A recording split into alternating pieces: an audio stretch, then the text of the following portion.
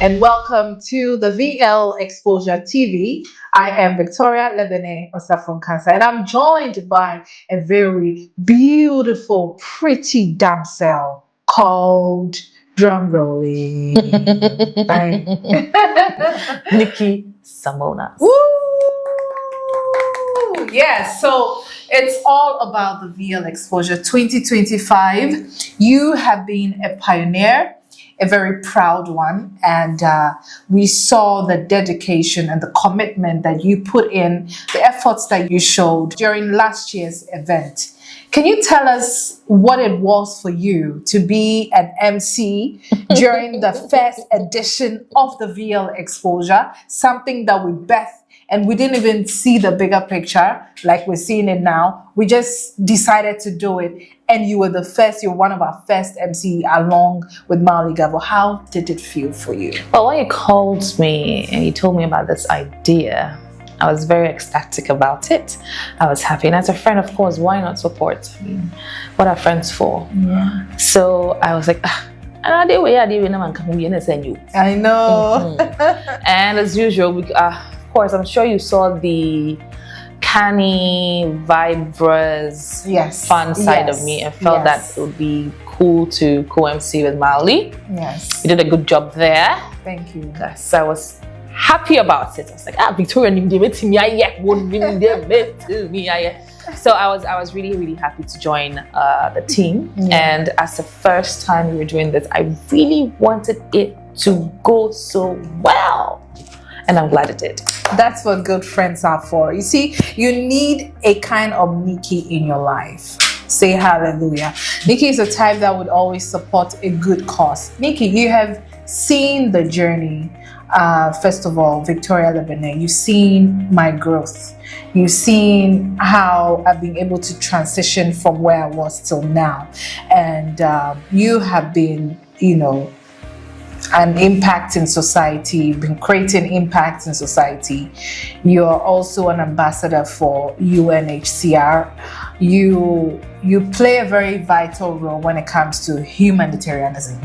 What do you think so far about the VL Exposure Initiative? Fantastic, innovative, knowledgeable, informative, and helpful initiative. It broadens our perspective about life and businesses and how to go about it.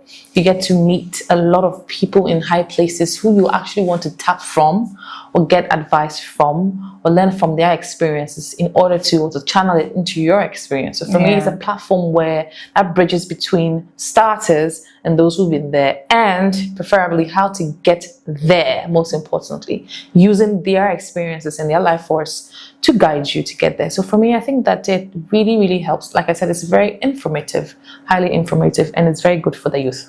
Right. VL Exposure, it's beginning to look like a revolution of, growth, success, inspiration, getting there in general. And, we pay much attention to details, excellence, spotlighting skills of individuals just like you. And you've been very vibrant in the industry for a long time, and we were excited. We spotlighted your energy, your zeal, your persona, your charisma, your aura. And that's one thing that people really love about you. We saw the excitement with people when you were an MC, you were a co-MC. You did fantastic. You brought a different side of you that I probably didn't know or hadn't seen, even though we're good friends. Because at the time you got on, you were very hot, trying to move to a different, home establishment. That's another success story to celebrate. It's not easy establishing yourself, especially in Africa or Ghana. And so you're someone to be celebrated because of the things that you've done and your journey so far. I'm excited that you were a pioneer, or you are a pioneer to the VL Exposure 2024. What are you looking forward to? Looking at what we did last year, what are you looking forward to this. VL Exposure 2025. Bigger and better. Right. Bigger and better. Right. Massive growth. He's going to take our destiny for us. We are going to control it. My name is Malik Avoy. It's a pleasure to be your MC here today. This is my second time doing this, so I'm about to have a good time. But I'm joined by the amazing, the lovely. Now, you have to introduce yourself because this is too good. Manny, what are you saying? So my name is Manuela Frimpoma Ansong, and I will be doing this with Malik Avoy today. I am your co-host today. We promise to make today very exciting, very engaging conversations, and then, yes, we'll have fun today. Your outfit, like you want challenge me today. Okay, problem not there. I see how it is. But listen, while you're here, I want you to remember one thing. The VL Exposure, it's different from every other event, from every other networking seminar that you've been to. Usually you come to these things and we sit around and then we have a panel and everybody talks, and then we go home. And you may not necessarily feel like you got what it is that you came here for. This is an interactive experience, which means that all the people that we brought here today, you're here to interact with them. Don't just let them speak and then let them walk away. We want you to ask them questions. We want you to find out what it is that they can do to help you, to help us, to help all of us here. So when they're here today, we're going to have them speak for 10 minutes, but then you will also have to ask questions for the other 10 minutes. We have some incredible speakers here today. So I don't want them to be here. I want you to trust them, hold their waist, hold their belt. Before they go, we will get everything that we want from them. Today we're joined by an incredible group of speakers. We have Mrs. Mame Efwa Hajatu, who's the CEO of the Ghana Tourism Authority. She's going to be joining us. Joanne Jan Kujo, the MP for Menfi Central. The one and only Honorable Sam George is joining us. He's the Minister of Communications, Digital Technology and Innovation. One of our main patrons who's always been with us, he goes by the name Captain Prince Kofi Amwabeng, is also joining us, as well as Nana Oye Bampo Ado, who is the Deputy Chief of Staff for Administration of Ghana. Manny, how do you feel about these speakers? Are we going to have an exciting time today? We're going to have an exciting time because I'm sure people came here because of some specific people, like Oye Bampo, like St. George. And so like Mauli said, don't leave them alone. When they come up to speaking, ask all your questions, write everything down from what they're saying, and let's be interactive. Don't be sitting there boring. Speak to somebody, just give a compliment to somebody as well, and let's have a great time. So I'm just going to give you a brief rundown of how it's going to go today. Like I said, it's not your usual experience, so you're not going to be sitting for too long. We will sit small, then we will stand small. Or we sit, then we stand, then we sit, then we stand. We will shake our legs small. There's a keep fit period. You know, our convener is she's a wellness enthusiast, and she's somebody who promotes weight loss and everything. So maybe today, at some point, we will do some small exercise up and down. But we're going to be moving around. We have an exhibition outside that we're going to be checking out. We want you to spend this time preparing your questions because it's going to be a question and answer section. You have all the speakers, they're going to be displaying them on the screen. I believe there's some brochures around and you've seen the Instagram posts. You know who's coming today, so please prepare the questions that you want to ask them. So when they come, they're only going to be speaking for a little while, and then essentially it's you guys who we want to hear from. You ask, they answer. That's what we're going to be doing today. So today is not for a sit down and listen to long speeches day. Today is any question that it is that you ever wanted to ask. Today we're going to ask it. So thank you once again for joining us. It's a pleasure to have you here. We're all here to have a good time. If you have been to this exposure before, you know what to expect. If it's your first time here, let's just say it's going to be good.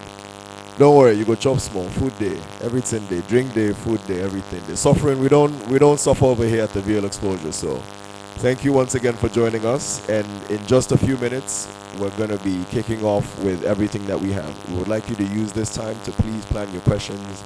So when we start off on a good note. So we'd like to acknowledge some special guests in our midst here. So Nana Iya Adobia Sikapa the first. Am I right, man? No, you see, this one they will do more than that because you know when somebody comes fully dressed as royalty, we'll have to say thank you so much for being here with us. So we're going to give a much better round of applause. You people should behave. Let's do this properly. Now, just so we pay you the appropriate respect, we would appreciate if you helped us give the correct and absolute pronunciation and appellation, how we should address you. Good. Is it afternoon yet? It's the morning. Well, my name is Nanaya PAC Opafobia, and saw him in Apono Adontin. I am here today. I'm supposed to be here with Nana Adobia, but she's caught up in traffic and she's not yet here. So she's on her way and she'll be here soon. Thank you. Thank you so much. Thank you so much. Thank you so much. The ring you are wearing, I hope when you finish we can talk. It looks so nice, man. Maybe if I'm not royalty, they will not allow me. But like I see, today you must go home with something. If it's not a ring from Nana Hema, if it's not something from Sam George, we must all go home with something.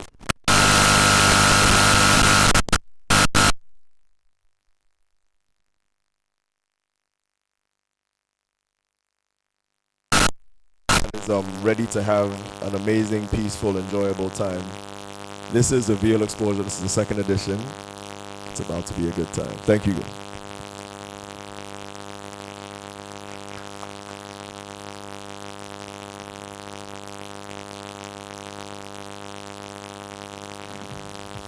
Massive attendance, because from last year we had quite a small, and even with that, it was so packed.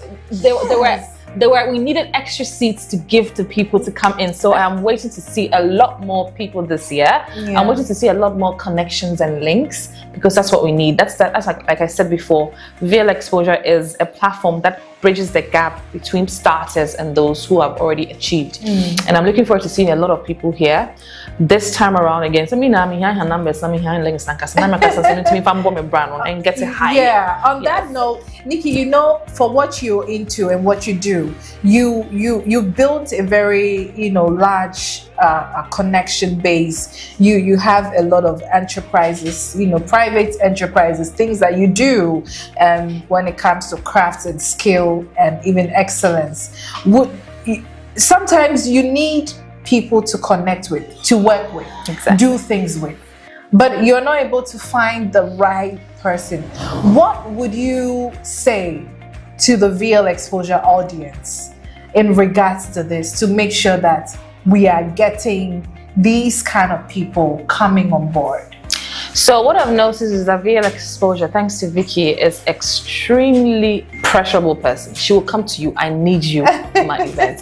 And whatever she has to do to get you there, she'll get you there. So I'm pretty sure, 100% sure, that some kind of people that we need to be there to educate, inform, give us knowledge about how to make it in life basically are going to be there. Yeah. And so you have to also come per notebook, per phone, get your complimentary cards, and also be there. Are you looking forward to poach someone amongst, because you're a part of us? So, you may probably need someone who can be an MC, someone you want to train to be an MC, someone you want to train to be an actress, someone you want to train to be a presenter with all the skills they are coming.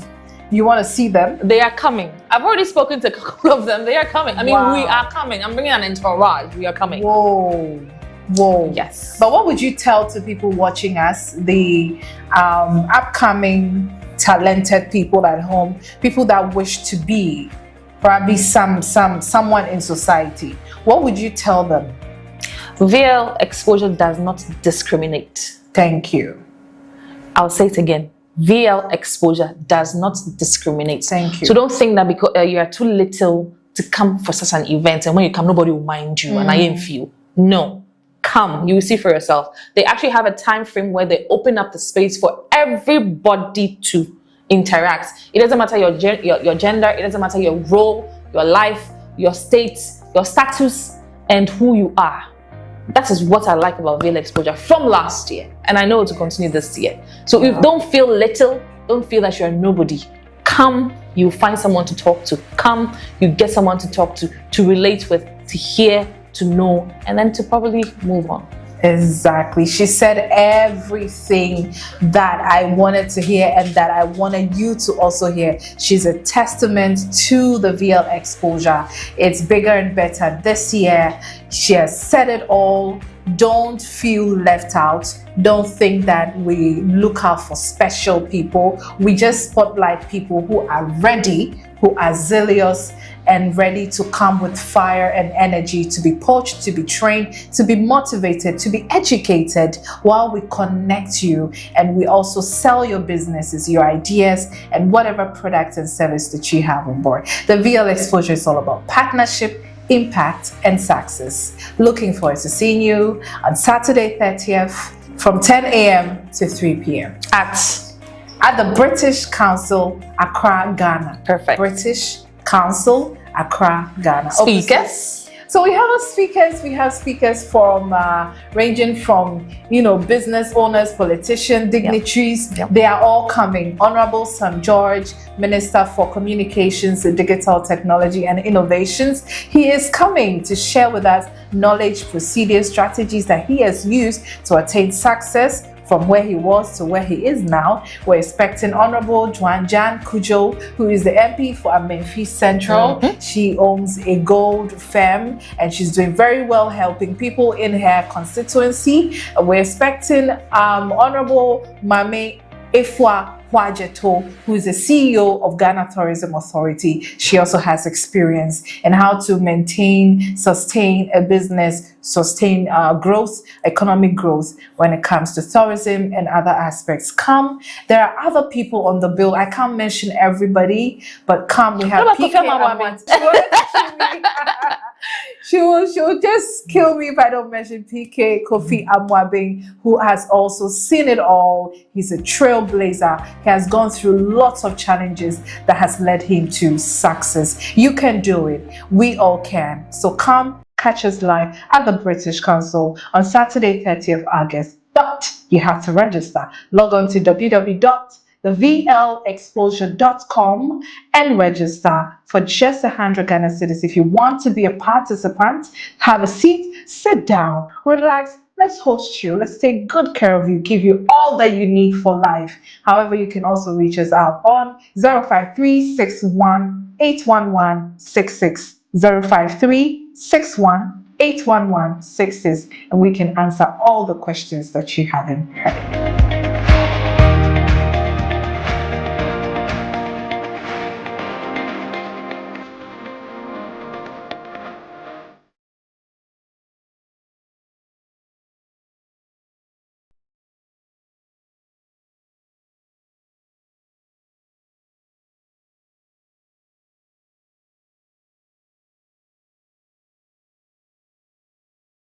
Impactful, educative, and exciting. Since then, I've been able to apply it and it has worked for me. I've been able to acquire more knowledge and skill, such as makeup application, taking into consideration color theory and makeup application. This will help boost my work. In the near future, I would like to train the youth, especially the women, in makeup and also help them to acquire the skills I have also enjoyed from the VL Exposure 2025. And I will recommend VL Exposure to the youth who want to grow and learn. VL Exposure is transformative.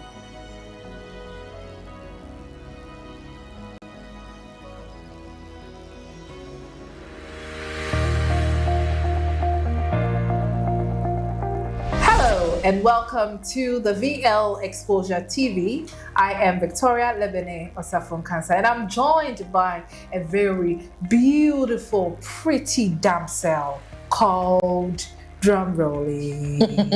Bang. Nikki Samona. Woo! Yeah, so it's all about the VL Exposure 2025. You have been a pioneer, a very proud one, and we saw the dedication and the commitment that you put in, the efforts that you showed during last year's event.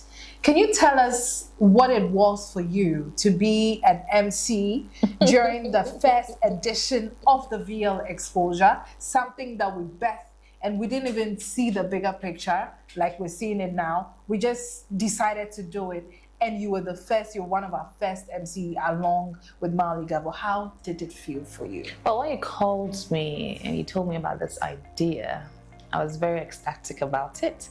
I was happy. And as a friend, of course, why not support? I mean, what are friends for? Yeah. So I was like, I know. Mm-hmm. And as usual, of course, I'm sure you saw the canny, vibrous, Yes. fun side of Yes. me, and felt that it would be cool to co-MC with Mali. Yes. You did a good job there. Thank you. So I was happy about it. I was like, Victoria, so I was really, really happy to join the team. And as the first time we were doing this, I really wanted it to go so well. And I'm glad it did. That's what good friends are for. You see, you need a kind of Nikki in your life. Say hallelujah. Nikki is the type that would always support a good cause. Nikki, you have seen the journey. First of all, Victoria Lebanon, you've seen my growth. You've seen how I've been able to transition from where I was till now. And you have been, an impact in society, been creating impact in society. You're also an ambassador for UNHCR. You play a very vital role when it comes to humanitarianism. What do you think so far about the VL Exposure Initiative? Fantastic, innovative, knowledgeable, informative, and helpful initiative. It broadens our perspective about life and businesses and how to go about it.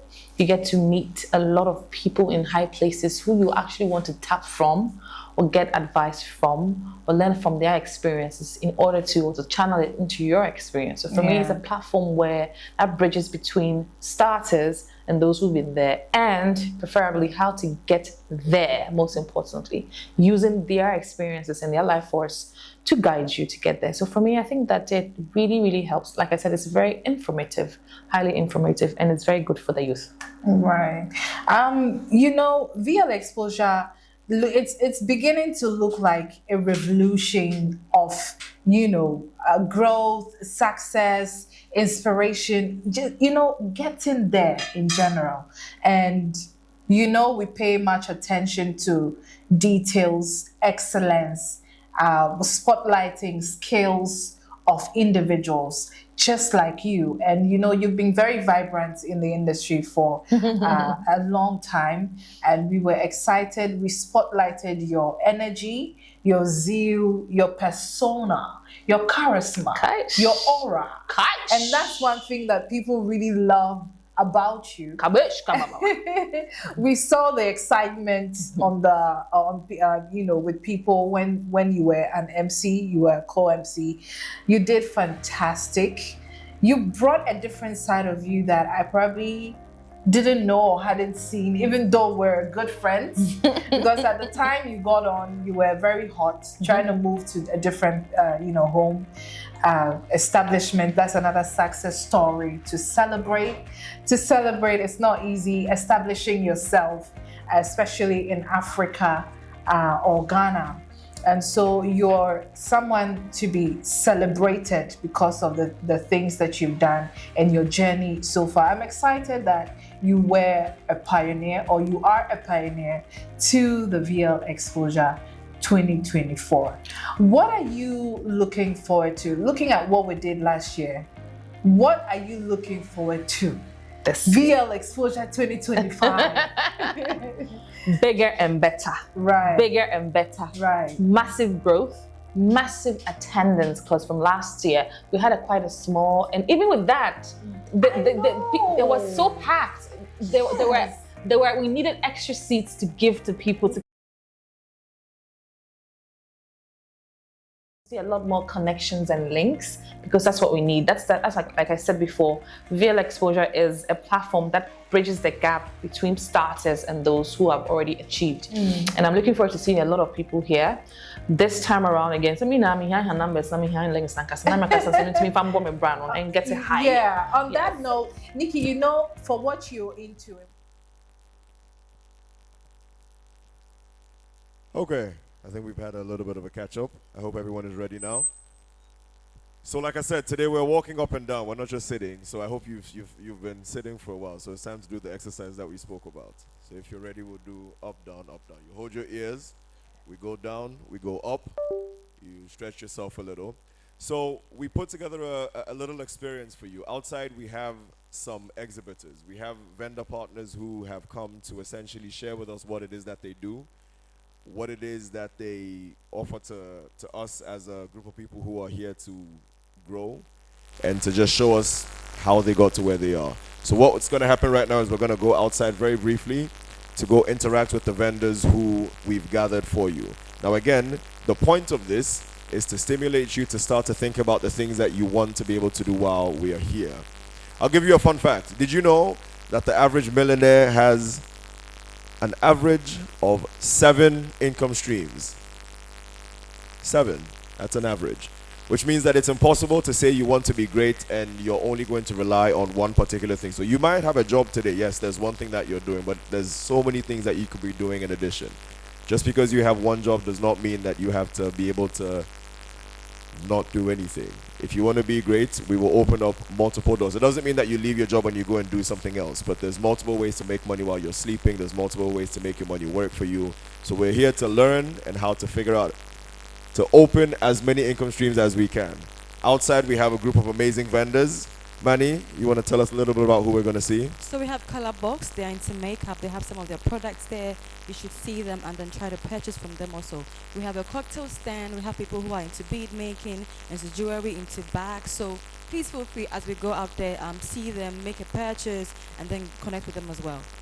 Okay, so if you're ready, we would like to ask our Honorable Queen Mother, since you are our royal over here, if you could please lead us, and you could just head over to the entrance, and once you get there, we'll all get up and we'll all follow you.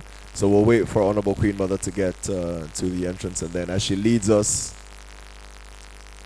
to an avenue of growth. Again, when you go, please interact with each other. We're not here to sit on our own, and maybe some of you watch more Facebook, and then you watch more TikTok, and then you talk to each other, okay? Our phones are going to be waiting for us. We're all here to grow. So let's head outside. I believe we are ready to go. So if you can please, let's join us outside at the vendor stand, and let's do some interaction. Thank you once again for being here at the second edition of the VL Exposure. It's about to be something else.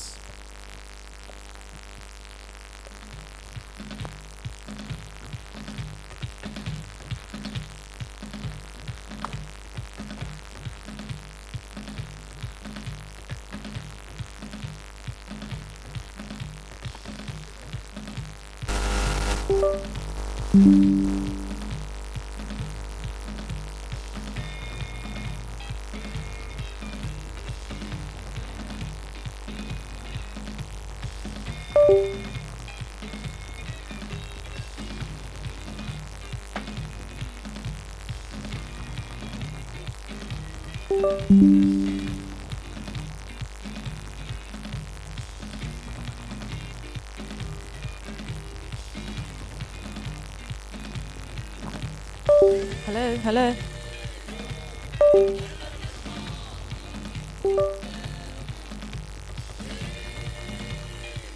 Hello, the mic.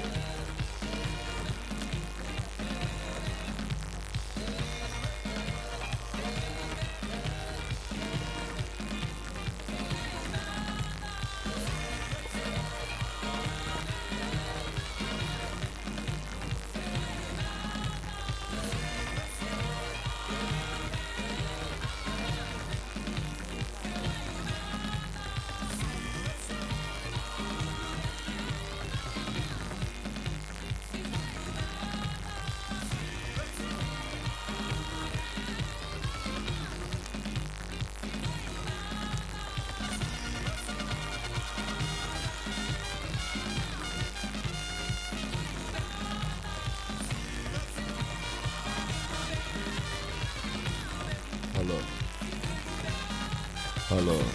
Hello. Hello.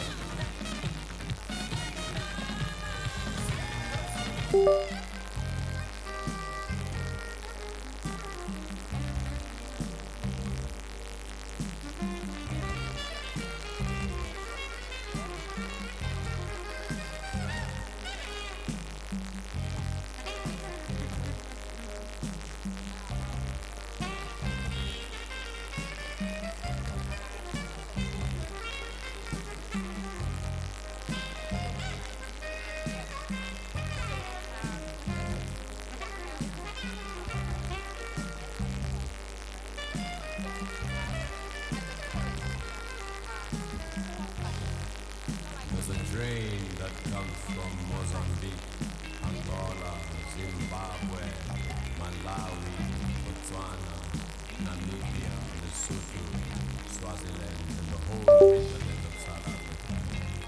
This train carries only young men and old men who are conscripted to come and work on contract in the gold mines of Johannesburg and the surrounding Copperland. Deep, deep, deep down in the belly of the earth, and they digging and drilling for that one basic stone. When they dig that rich metal.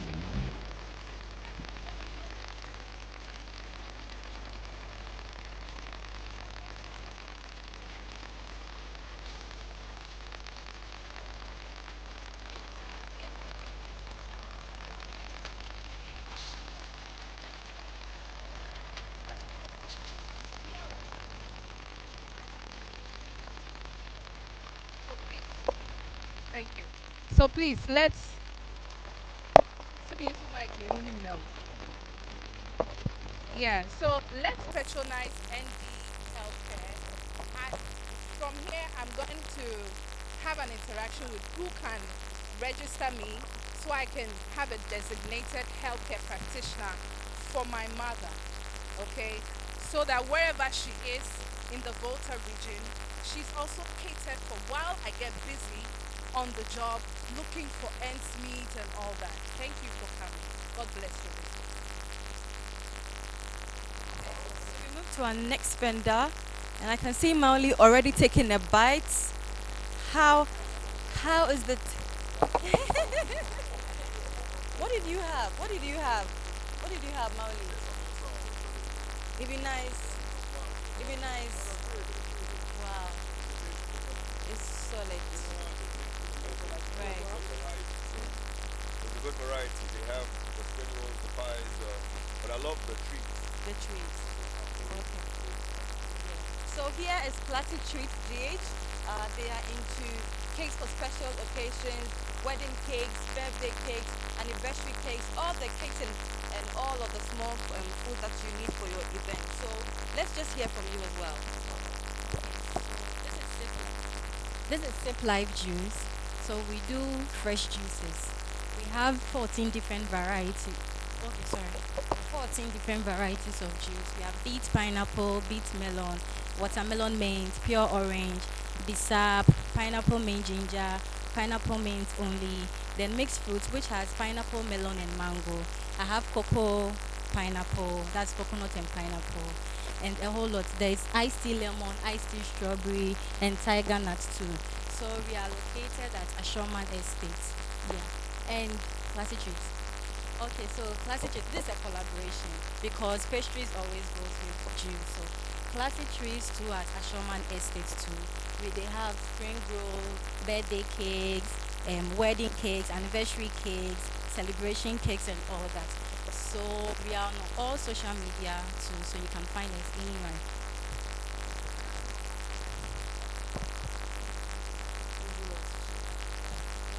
So I'll share the cards during the program. So everybody. Okay. Okay. So how much is a pack? Okay. Okay. With the juice. Okay. 60 cedis. So I can see cake, spring roll, samosa, yeah, cupcakes. Is it pancakes? They're not pancakes. Okay, sure. All right, sure. Meat pies. Okay, sure. So 80 with a drink and then 100 with the drink. Okay. A pack. Oh, okay. For how many drinks? 6. Okay, okay. 6 of it. Okay. Okay, okay, okay. Thank you. So you want to place orders for like this program? I guess it should be less than it is here. Yeah. Okay, that makes sense. All right, thank you. Uh, we're moving on. So here is T-West collection. So from your banner, you went to authentic African prints. So just tell us a little bit about what you do and then why you're here today. Okay, I'm Tiwa, and then I purchased this beautiful African prints. I saw them. It's been like more than 2 years now since I started this, but I started small, and now I'm able to do more of it. And then I've turned it into African prints. Yeah. So I've done some. A lot of people want to have already made African prints, so I added the already made African prints to the blue, and then trousers. Yes, so these are the beautiful ones I have. Okay, I'm located in Mamprobi Methodist Upper Junction area. Yeah, it's online. It's online business for now. Yes. Okay, so if you want to reach me, you can reach me on my social media, Instagram, Snapchat, some network flyers. Oh yeah, sure. So I'll do that. So it's still a collection on all my social media. Yes, and you can call me on 0279897156. And I'll.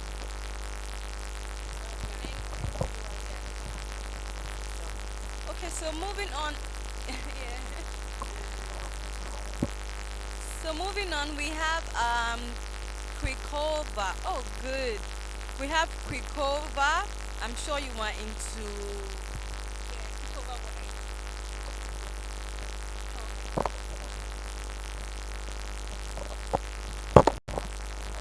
Okay, so here is cover one. We are from the Republic of Moldova, and here is rose. We have the mosquito. We have the pastoria one, and we have the champagne. So this one is going. This set is going for 300 cities, and here too is 200 cities. For one, please. For one. No, no, no. One is going for. So we have a branch at Spintex. Yeah, we have a branch at Spintex, and we also do deliveries. You can call us on 055 9685 66 wherever we are, we deliver to you. Okay.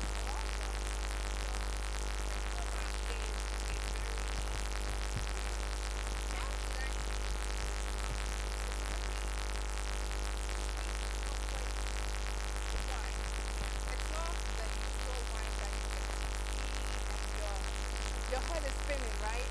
This one is very like on point. It puts you together when you're tense, you want to relax. You take recover. I would recommend recover for you.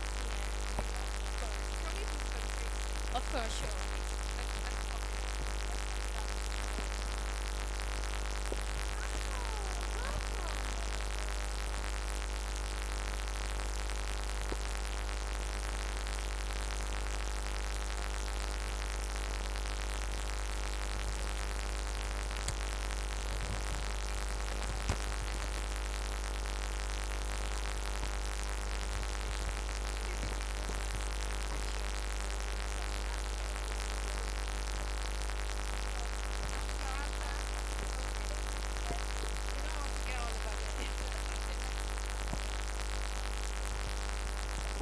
So much.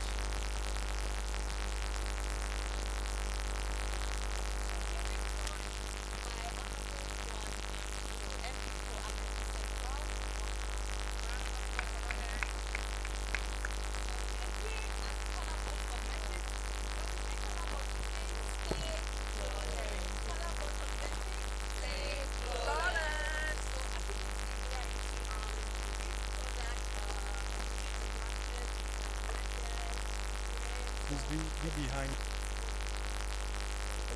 Be behind us.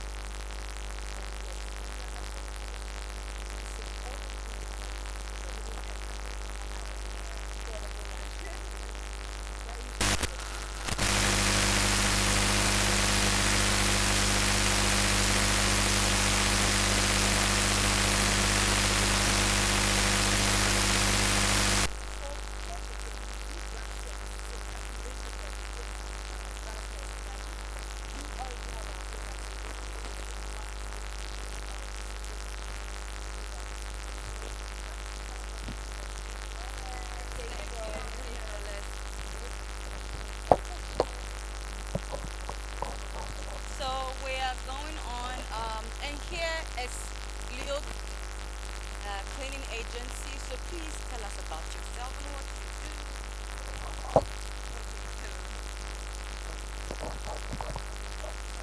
So thank you all. I'm honored to have you all here.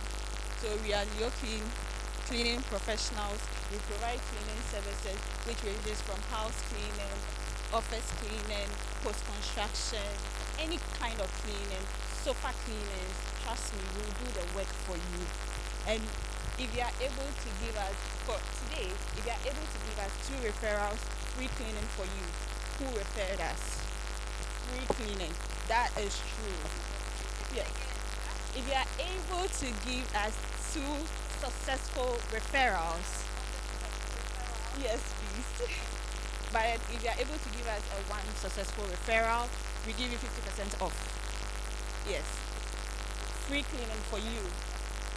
Yes, please. Home, office, any kind of cleaning. Yes. Yes, please. It's like everybody wants to. Okay, thank you. So they have some flyers here. We can just click on them and then call them. Thank you.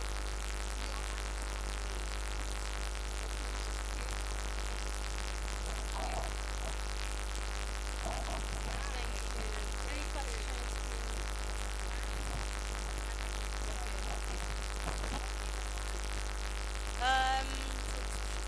Okay. So we are here at Tote Chick. So they are into quality bags and chic essentials. I can see bags, I can see glasses. So please take us through what you have here. Okay, so we have leather and cotton bags. Then we have the beach bag, which is branded and we have glasses holders, which means essentials that can help the things people need. So like the sun hat, it has UPF 50 that protects your face from the sun. Then we have them in different colors. And in Africa, I think we don't have the time to apply sunscreen every 2 hours, especially when we have makeup on. So that's why I decided to do them. Then we have these glasses holders, common fancy, and it holds 5 glasses at once.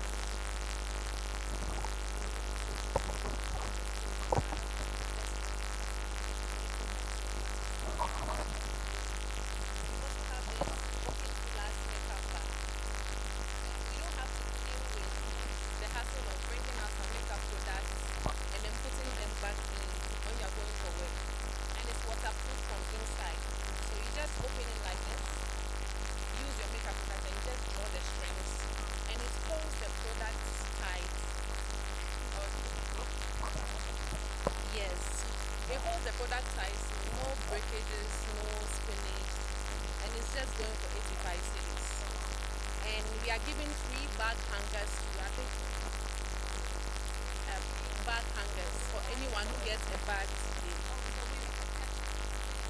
Yeah, when you buy a bag, yes, you get bag hanger. Because this is one of the reasons why our bag handles get destroyed. We hang it directly on the hanger when we are supposed to do it. And then we have this. This is my Ghana card.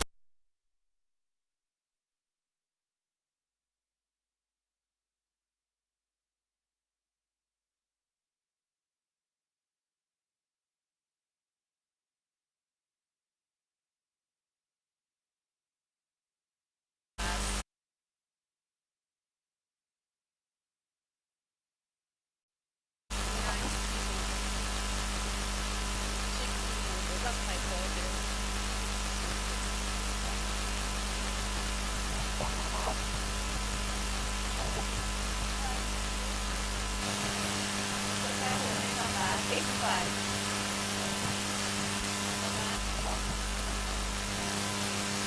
And then the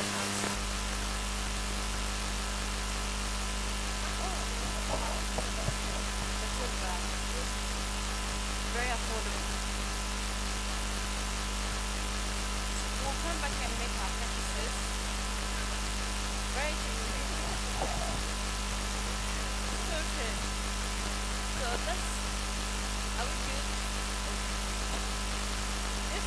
very last stand, and they are JP Sparkles. They are into jewelry, earrings, bracelets, bangles, waist chains, but all of that. So please tell us what you sell. Let us know. JP Sparkles is a jewelry brand that's very intentional about adorning the contemporary woman. So we make very unique handcrafted pieces, as you can see here, putting a lot of emphasis on heritage. So you see a lot of our jewelry featuring the Edinkra symbols. So JP Sparkles is into handcraft jewelry, adorning the contemporary woman with very affordable prices.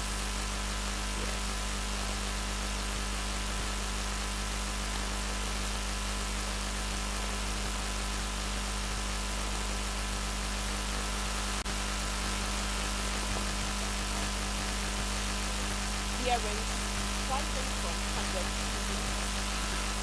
that's 200 200 as well.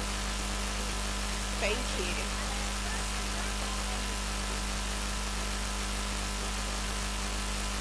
This is an agate stone. No, it's light. I can even weigh for you so you just see the weight of it. It's not.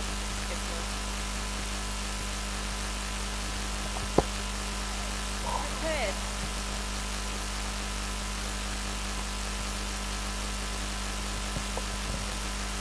Let's see. These are very beautiful. Yes, that one.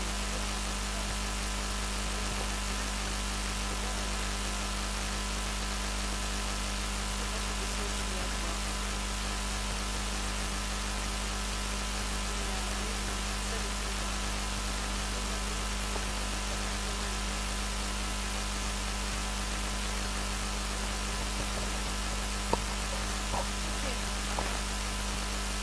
Honorable will come back. Okay, finish. Okay.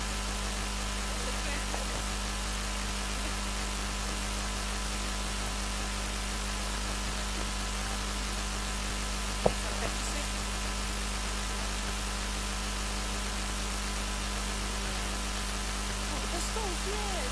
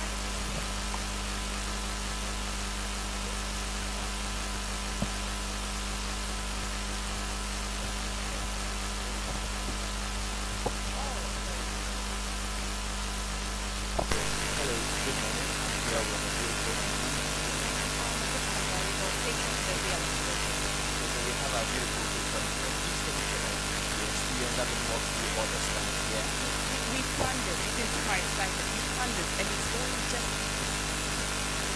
Look, I don't know, but I think by the time I finish, my backend will be calling me. I mean, there's so many. Yeah. We come in shop. I mean, maybe we don't have booths. I mean, and the prices are so cool.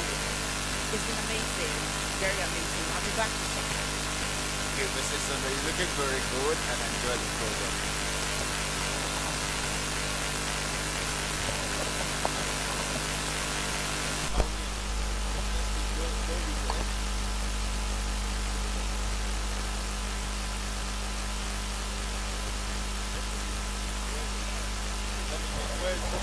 Open your bag. That's a classic conversation.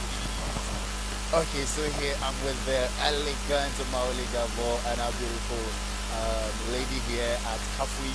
Oh, Maoli and Kafui. Any friend me Edem. Okay, no. We don't need you. We don't need you for So I just want to know what's your experience here at the exhibition center.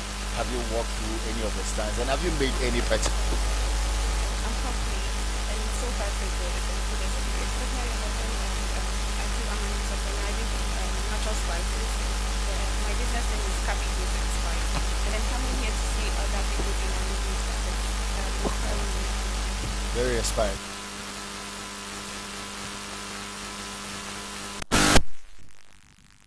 I don't want to talk about any purchase. I don't want to talk about. There's an. I'm actually very upset on her. She made a statement that I'm very upset about. Oh, really? She stood in front of me and she claimed she got the best shit off of the whole bar. I found the same. Really? Coffee, foods, and spices. Best shit.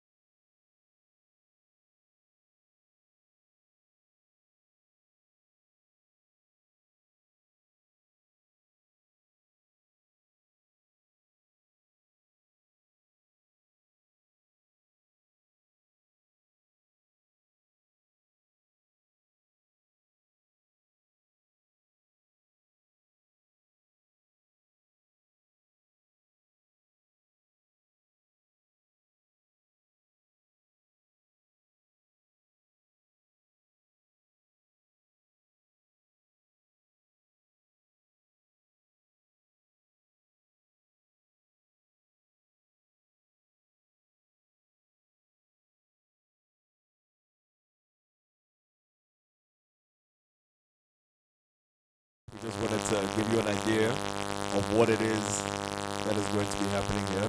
I see we're joined by another lovely royal. Good evening. Hey, see you. Right now, the evening simply become afternoon or morning. I'm speeding up the time. Ladies and gentlemen, I believe it is impossible to do anything without first seeking the hand of the Almighty. In all the things that we do, He is the only one who makes it possible. So now that we are all here, now that we have convened, now that we are together and aligned on the mission for today, I believe it's only right that we take a little moment to thank the Lord for what He's done for us. Now, we have a very special man of God who's going to be doing that with us tonight. Man, you want to introduce him?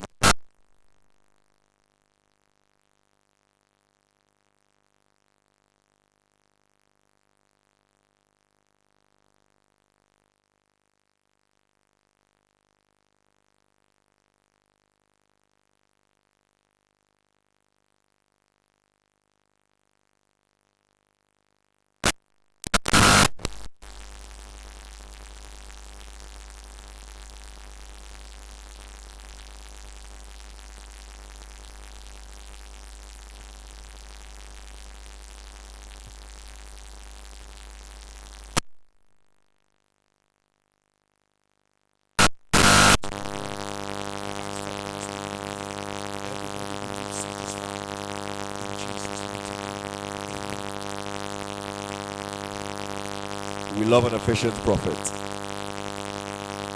So ladies and gentlemen, I'm going to ask you to do one thing while we're here.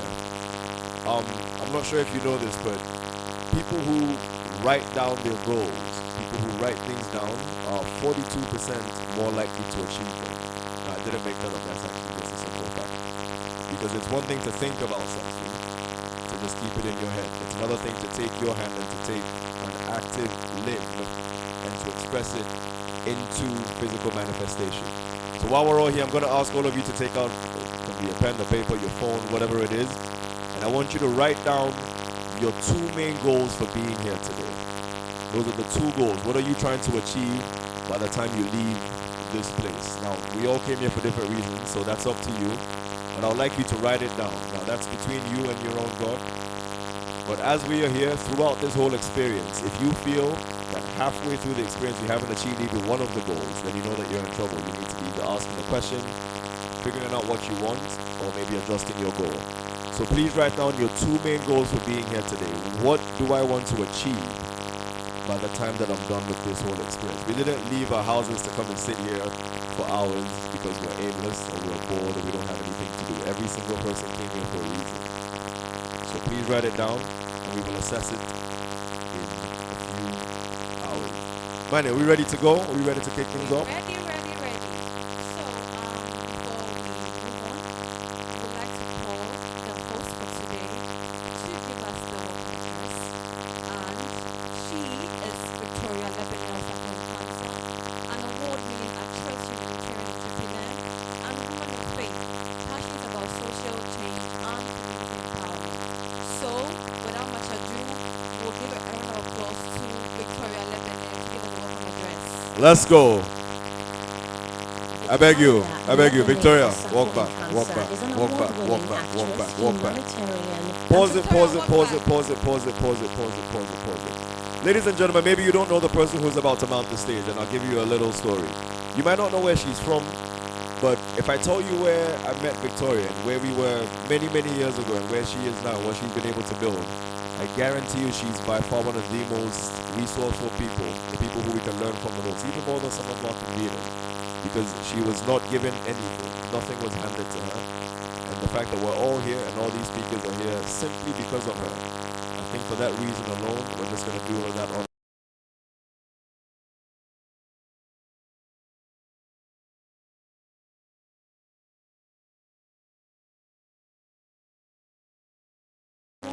Yes, please. Come on. There we go. Entrepreneur and there we go. Woman of faith, passionate about yes, social indeed. change yes, and indeed. community empowerment. Bonny Cantonment in Accra, she champions social and environmental causes through communication, advocacy, and grassroots participation. She is the founder and CEO of the Skin Pop Shop and Spa, Vicky's Recipe, and the VL Exposure, a non-profit spotlighting SMEs and young entrepreneurs. She also leads Weight Loss Secrets by VL, inspiring women through her personal wellness journey. Victoria has hosted major events, leveraging her public speaking and media skills to drive change. Recently, she was appointed to the board of the Global Entrepreneurship Festival in Nigeria after serving as its ambassador.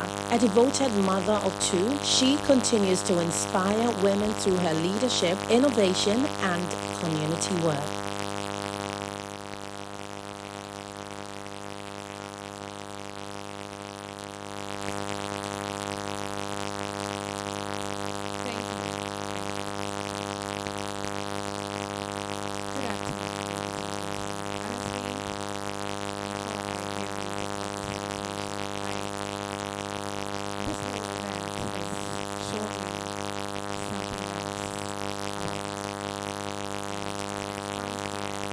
I've been unable to put together a speech. And so, without much ado, I may be ad-libbing, speaking from my head, which of course that's the best. You know, we're used to too much speech, you know, lots of things on paper. But I think life, there's more to life than just a speech. It's about the emotions. It's about the real life expression.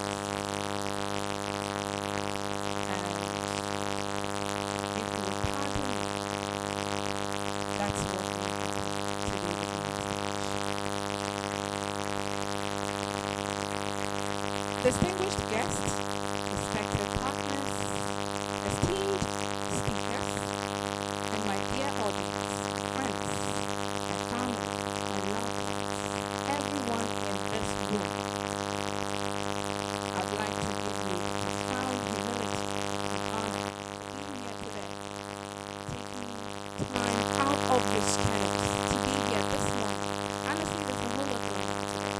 So many events.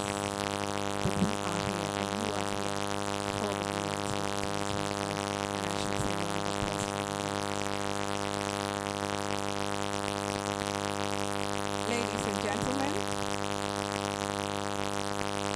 I would like to tell you about the VL Exposure Hothead story.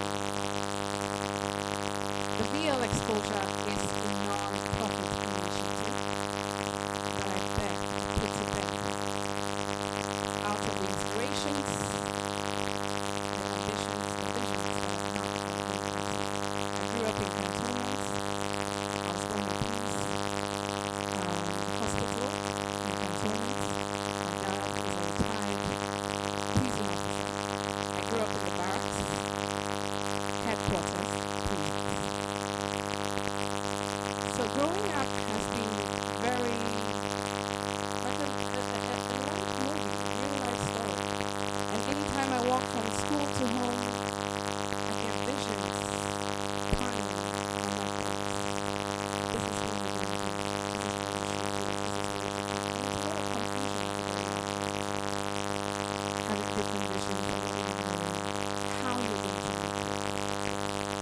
So these things have hampered me throughout growing up, adolescence, adulthood, it has been really incredible. So the VL Exposure is one of my babies that I decided to give to the world, to offer as my service to humanity, my call to ministry, my call to humanitarian. And as I studied human resource management and development communication at the University College of Communications, I decided that I am ready to match this up with the destiny calling that I am in. So ladies and gentlemen, if you're here, this is the VL Exposure 2025. It has come to stay. We're doing this to help eradicate the SDG Goal 1, no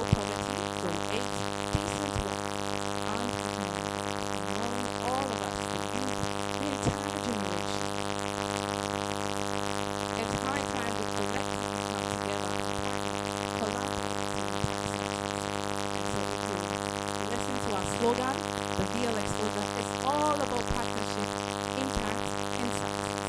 Over the years, I have championed a lot of businesses, promoting them, selling their brands, even way before I got into business. And when I got into business, I realized that it wasn't that easy. But I knew that I had a powerful tool that people could stand on and abuse. People abuse people abusers. Things run very fast. But how can I, or how can we all change the status quo, change the narrative, and use what we have for our kids, for our generation, for our future? And so I use social media, I use TV, radio, any means possible to promote everything that is of good to humanity. And that is what the VL exposure is all about. We're highlighting, spotlighting businesses, brands, companies, and individuals, innovative ideas of individuals, promoting self and career development. If you're here, you're looking for growth, you're looking for elevation, you're looking forward to absolute success. This is Visionaries Thank you. One more time for the amazing Victoria of BL Exposure. I've always loved her story because it's, like she said, it's from the heart. If you know one thing about her, she doesn't fake. For good or for bad, she will always tell you the truth. She will always tell you how she feels, and then it's up to you to take it from there. Now, we're here. I can see the place is filling up, so I'm actually pretty happy. I'm noticing that we have more women than men, which I find very interesting.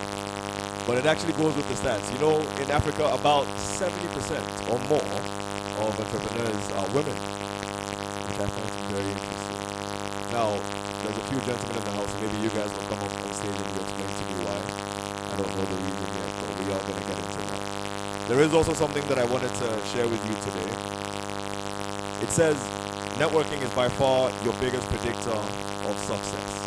It has nothing to do with what you know, where you grew up, where you were born, what college you went to. It doesn't matter. The only thing that's going to help you, or the only thing that's going to take you forward, is how much you are able to leverage your network. So while you're here, don't consider just the speakers as your resources, even the people sitting next to you.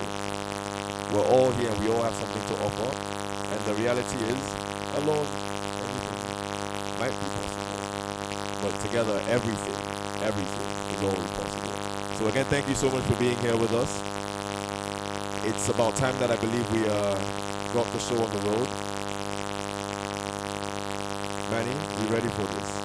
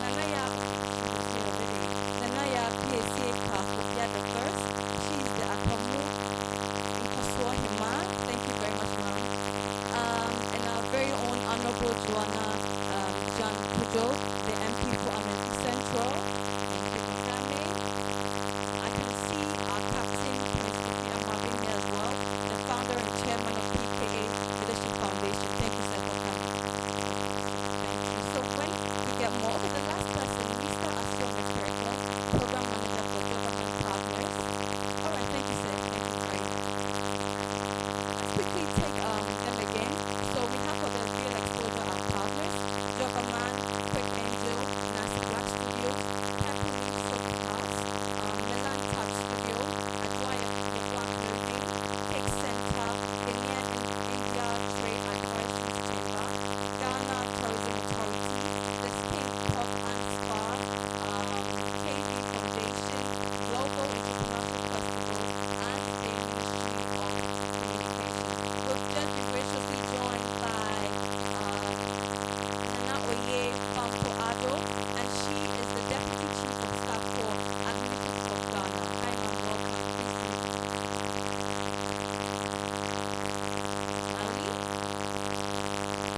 How are you doing? How are you doing? How are you doing? How are you doing?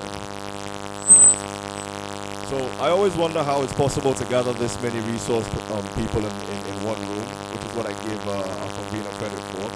The fact that she actually takes the time and the effort to make sure that the people who come for this experience are people who are very hard to get a hold of. As you can see from our front row, it's not easy to get some of these people in the room. But they show up because they know that what we're trying to do here is good for all.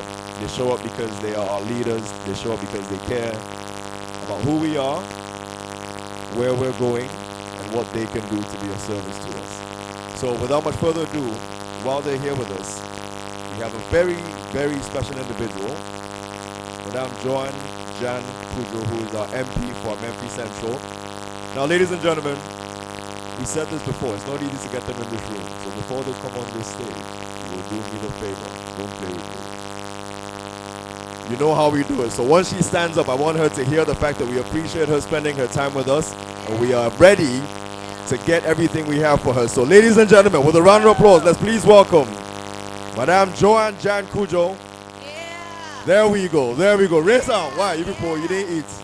There's food outside and everything. Let's go. Thank you, thank you, thank you so much for being here with us. Thank you so much for An being here with entrepreneur us. and a leader with over 20 years of experience. Honorable Joanna Jan Kujo is the Member of Parliament for Amenfi Central, an entrepreneur and a leader with over 20 years of experience in gold mining, export, and community development. She is the founder and CEO of Golden Empire Legacy Limited, a company known for ethical and sustainable gold mining practices. Beyond business, she champions national development, poverty alleviation, and wealth creation in line with the UN SDGs 5 and 8. Her impact has earned her global recognition, including the Forbes Woman Africa Businesswoman Award in 2021 and Leading Female Miner Award in 2022. Through philanthropy, grassroots mobilization, and transparent governance, she continues to drive inclusive growth and empower her constituency. Thank you.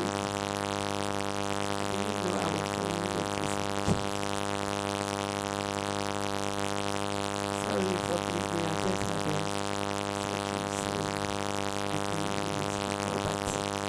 I must say that I'm very proud of the organizers for making this possible for us, the youth, the women empowerment, the country, and everyone around. Thank you for making it happen.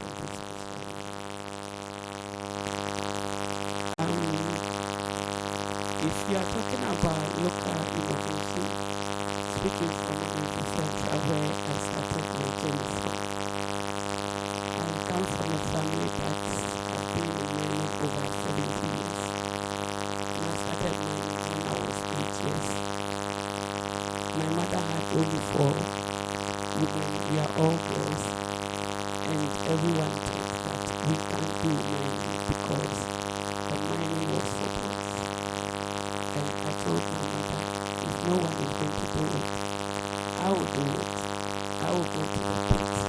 I will go there myself with the guys and we work together. So I started mining, and after secondary school I left the village.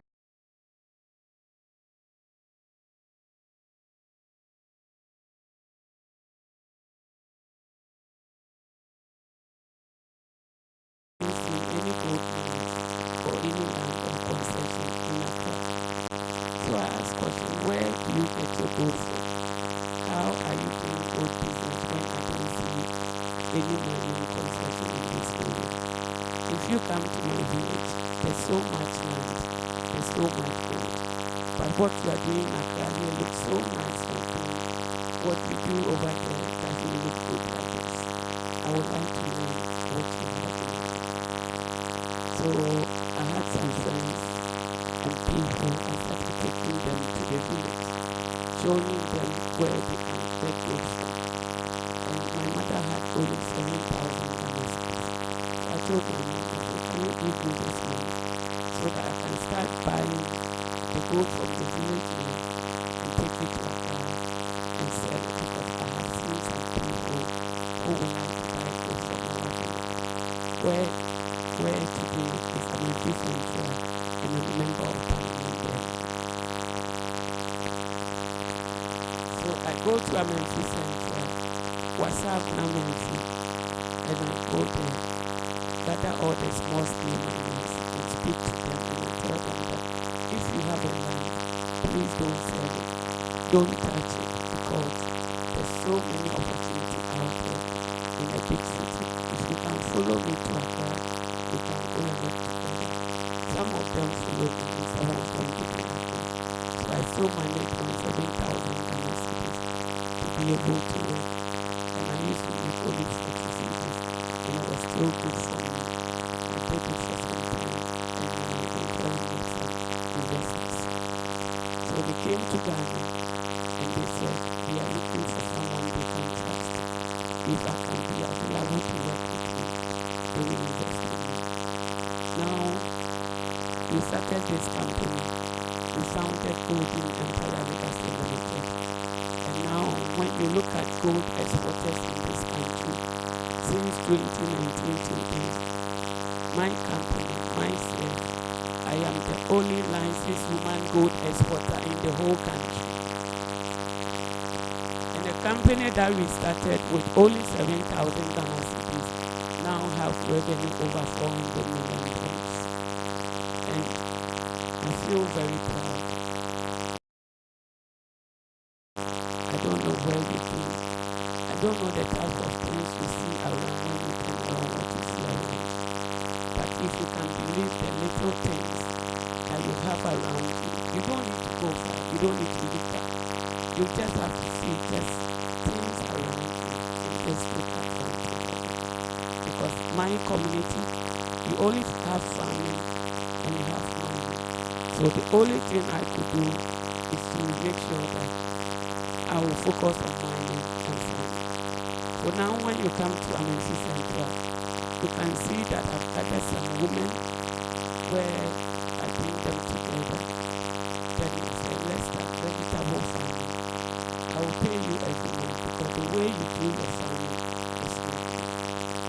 Because whilst I was doing mining, my father was still at Palm 1 Tapa, and I would still go to farm with my father and go and come back every day.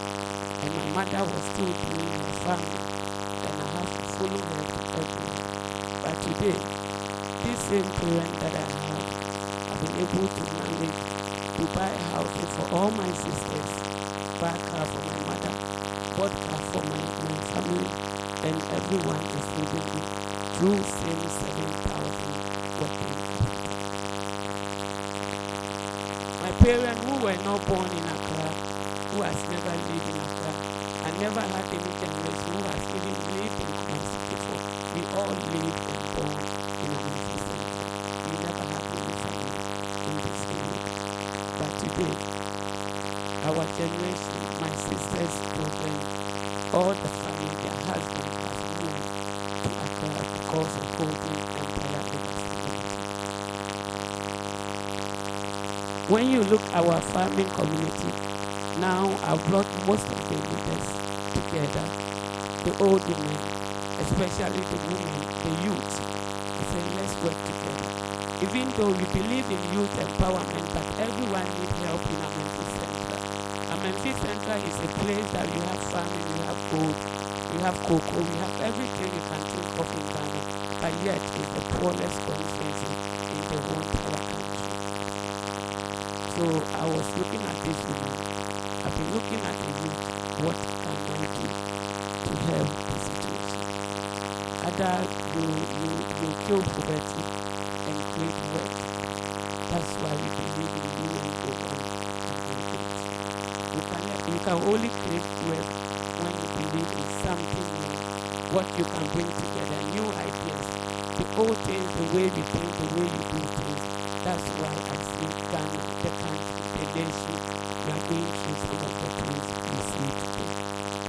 But I know with the programs like this, with the type of engagement like this, with the things that we see today in the youth empowerment, all these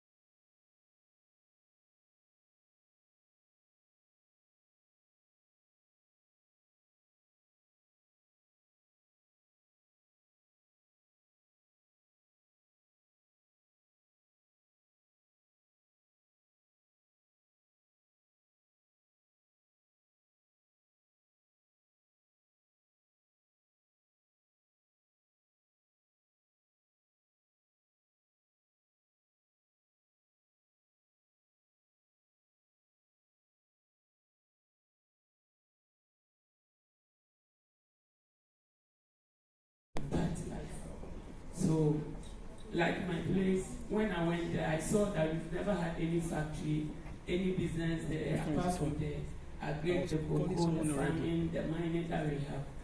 I set up only just block factory. And this block factory, they were selling one at ACB. But the entire Amanfi Central, imagine even someone want to build a house, we need to come and buy everything from Kumasi or Accra or Takrady. So what I did was that, even if I become a member of parliament, I want to build schools, I want to build hospitals, I want to do a lot of projects. What can I buy? What do I get to do the things I want to do? So I set up a block factory. I spent about 4 million cedis to put up a block factory. But today, we are able to employ about 300 workers, where people are working in the block factory. Some are paid only 2,000 cedis a month, some are only 5,000 cedis, some are 8,000, depending what they can do. But all that I'm trying to say is that because we created something new for the community where we don't have the block factory now, the guys, the youth have started building because they know that it's easy to find anything they want to do. That's why when you believe in something, when you have a dream, you need to take a pen and paper and write it down. You have to believe in yourself no matter what and tell yourself that you can do it. If I can do it, you can do better than me. So don't leave your dreams and just take it outside and say, I can do it. If you look at our boss here, I've been reading his books, I've been watching his interviews, his videos, a lot of things. But today, is it not beautiful to see the wonderful man you've always seen on TV and radio? Today I'm here with him. If I never be there, if I said I was going to sleep and stay in one place, the only limitation that when you choose to sleep without doing nothing, because even God cannot help you when you don't have any vision. So I know that the youth of today, you go to social media, and all we care is looking at gossip, insulting, all kinds of things. But yet, you can be the destiny changer in your family. If you can leave your phone and do something new, something that you know that you can do and start from the scratch. It means selling pure water. Someone might sell pure water, just being on the roadside. Another person with good ideas, with a good doing innovation, and you will sit there and say, you know, this is my pure water. I want to sell it, but I want to sell it in a car. So people are selling the things but because you add value to what you have, or new ideas to what you have, you can sell the same pure water at 100 cedi and people will still buy. So youth of today, I think that we need to start believing in ourselves and start doing the little things we believe we can do and all the greater things God will add it to it. Because it's only God that can change destiny that He doesn't give anyone permission. But we, anything we want to do, we need to create something for ourselves before all the rest.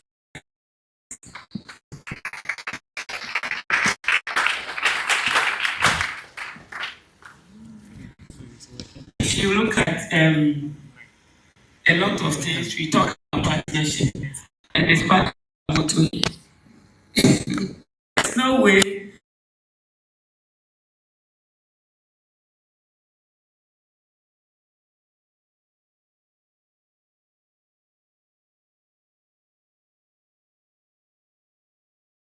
have any.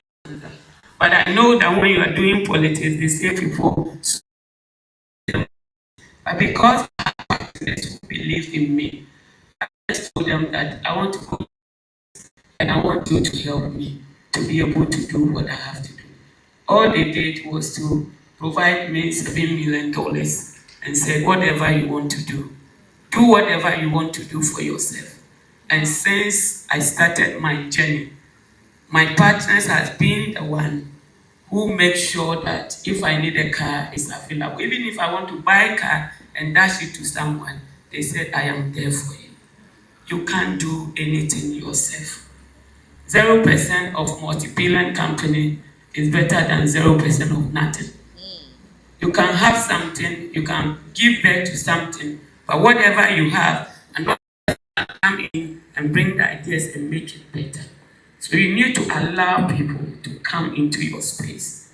It's not just everyone, but if you know the vision where you want to go and you think the person have good intention, you need to do a collaboration. Everyone need a collaboration, everyone need a partnership. Me standing here today, if Madam Victoria never gave me the opportunity, I would never be able to meet wonderful people like you. Who am I to meet you? I can never meet you because I don't know her. But because I know her, God used her for me to be able to meet you today. And that is what we call partnership. If you go outside, look at the exhibition that she is doing as a woman. She believes in everybody. People have stands there. She's giving opportunity for people to speak and market their products. And this is what we call humanity. You can't just be a pastor in the church and telling someone that you go to UK or US, but you didn't even ask if the person have a passport to travel or not.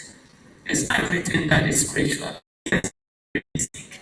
So partnership is something that is very important in everything you do. When I started my business with the 7,000, I met my partner, Mr. Neil Kansala, and he invested $1 million in my business.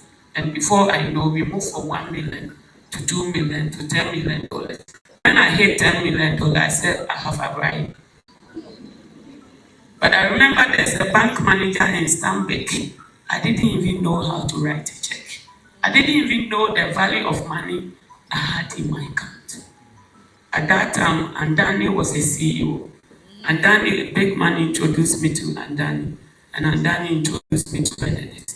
And the Benedict said, Joanna, this money in your account, this is how you write $1 million. This is how you write $2 million.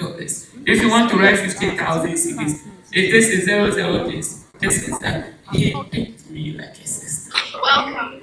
And showed me even how to spend my own money. And I was ready to learn. Today, when he met me like years ago, he thought I was a mad person. Because all my dream was so big, my vision was so bigger than me. The things I say, people don't understand me because it's too huge and it's too big. It's like people have been there before and they failed many times. And you are saying that you can do it. What is it at all can you do? But I always believed in myself. When you show me the way and you make me understand, and I ask questions a lot, I'm a very detailed person. Once I get it and understand, then I know how it works. Even here today, I've seen about 4 or 5 my employees that I haven't seen them long time ago that I employ. I've have more than 6,000 employees across the country. And when you go to Amenfi Central, there's over 400 schools there.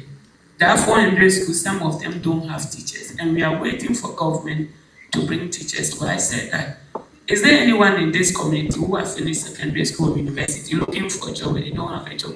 Can we start a community teachers so that we can bring new people in and teach the students so that we can pay them? I'm able to create jobs for teachers, new teachers, over 160 people. And the students that are benefiting now is 8,660. Wow. And everyone is happy in Amenfi Central because I was able to help. I look at the women who want to be hairdressers, skill training, do the hairdressing, do the silk thread, everything. I went to buy the sewing machine, 2,000 pieces, and I went to buy the hairdresser, also 2,000 pieces, and I spent over 5 million cities and paid for it, and I can't afford it. Now, when you come to my village, there's over 5 something new, you're happy. And this is where you get rid of poverty, where you create something not for yourself, not because you want to do it because it's an NGO or humanity. You are doing it because you are building nations. You want to build a nation by helping others, by not just saying that it's just an NGO or you are just giving up. You are doing it because they can do something for themselves. And if the youth can do something for themselves, the women that we are standing at East Legon sleeping with men, they will reduce. The women at Circle will also come down.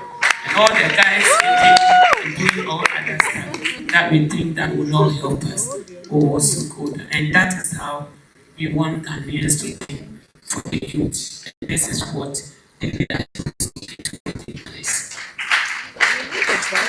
I know that we are not doing politics. I know very well that we are not doing politics. But if you look at the things that we have brought in place, government have brought in place now, creating jobs, Ejumawura, women banking, a lot of things that we are looking to do, and even increasing some of the salaries in some of the sectors. If you have a party like this and a government in power like this, making sure that people don't even have to start, this is a way to go. Do you understand? The way we are now, imagine that NDC is in power for 50 years. You know that Ghana will change Ghana will change because the mess that is going on, 8 years.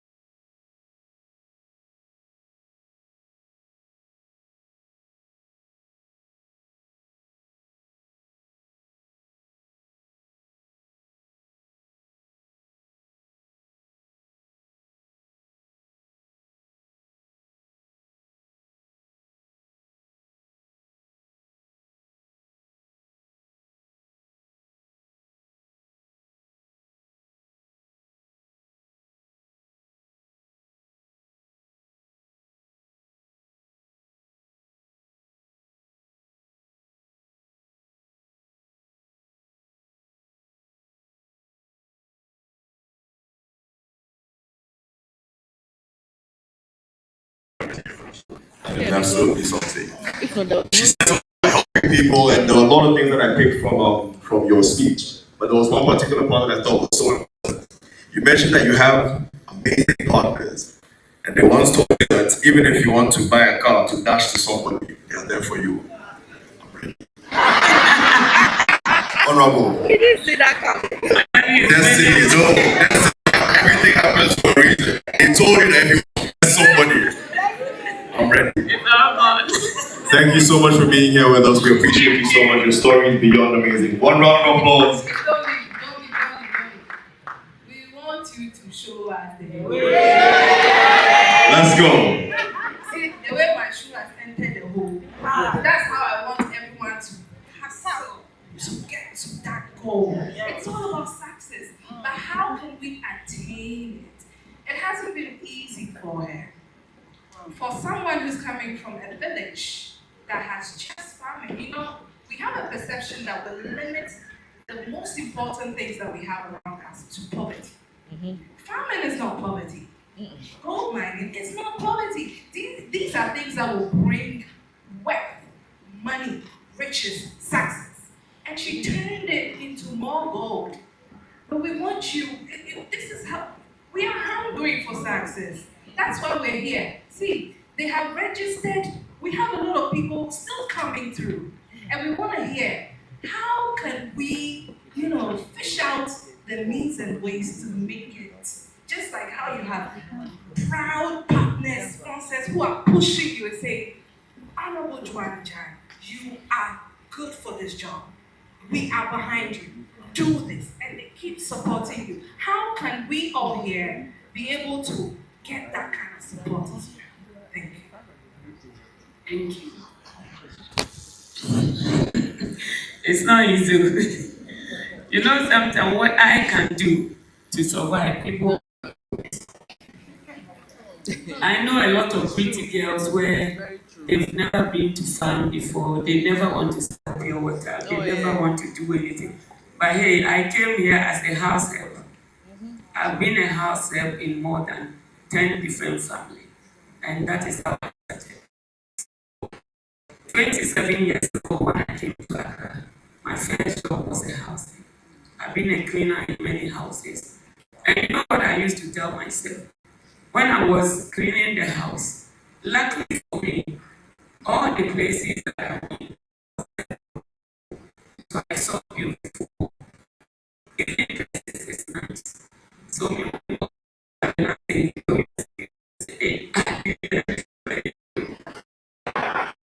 I went one day, I can buy some for myself. God. So apart from everything you believe, if you are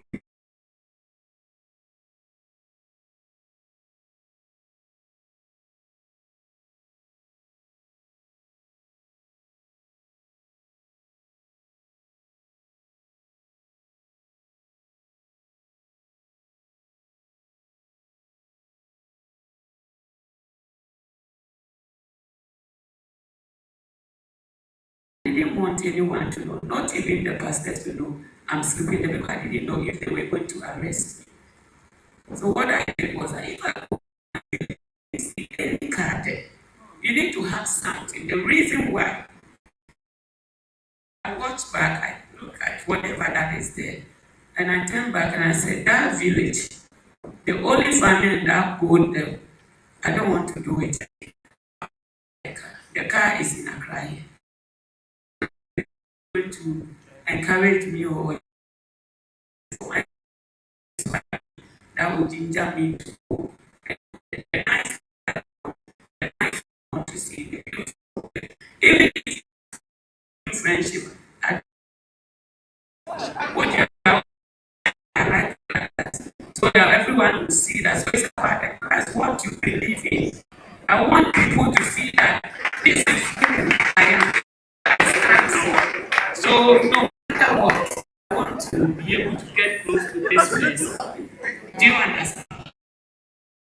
Close to you.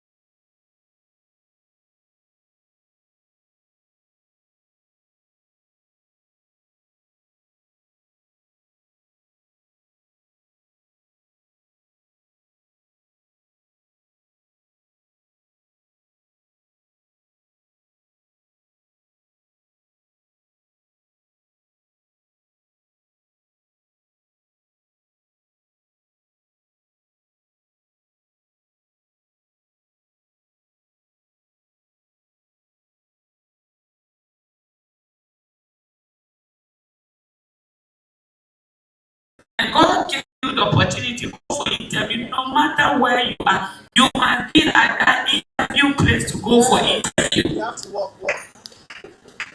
No matter what. Don't say I want to wait for this because I want them to see that I look good. Look for who cares about how you look? God is to have rich, not how to look rich.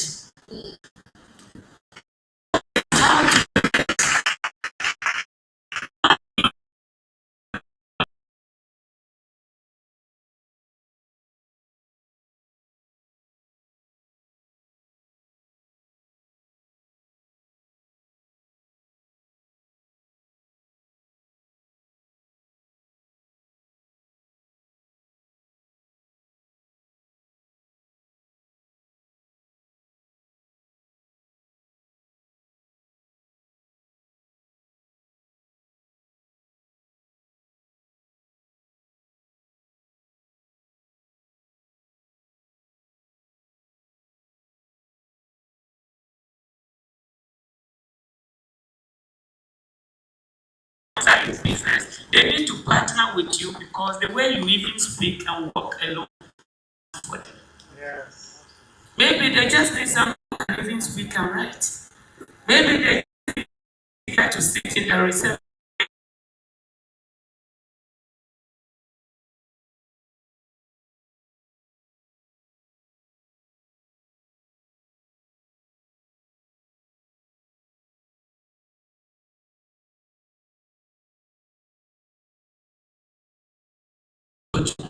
The way you think, the way you look at things, critically, how you feel around people, how you manage money and opportunities when given to you.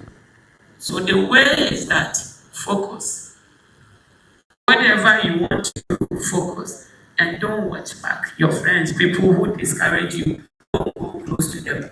If you are the only person believing what you do it until you find your destiny helper.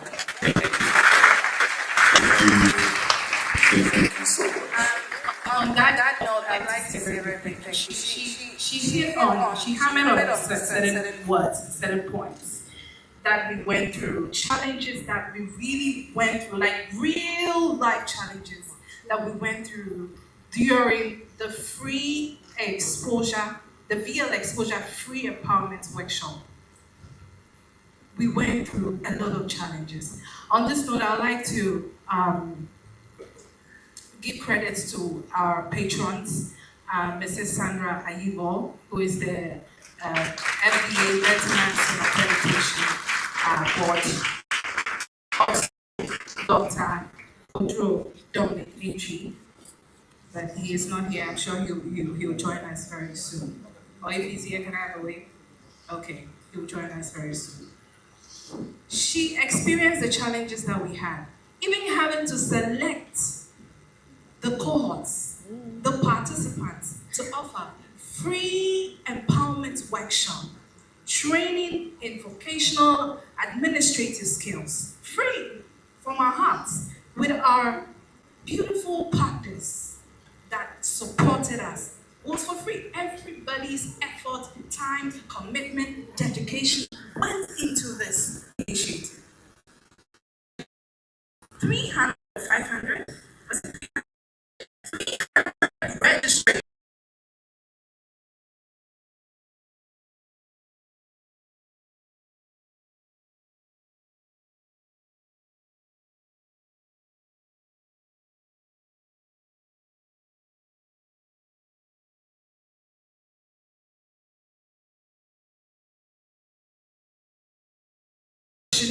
That ask you, are you able to afford transportation to the training? We select you when you say yes. Because we want people who are also ready to receive the good thing that we have to offer. So talking about challenges, talking about how the youth needs to embrace the real opportunities, these are the issues on grounds. And I'm sure you all can attest to the fact that these are things that we are really going through in our time. We would like to use the VL exposure initiative to hammer on this point.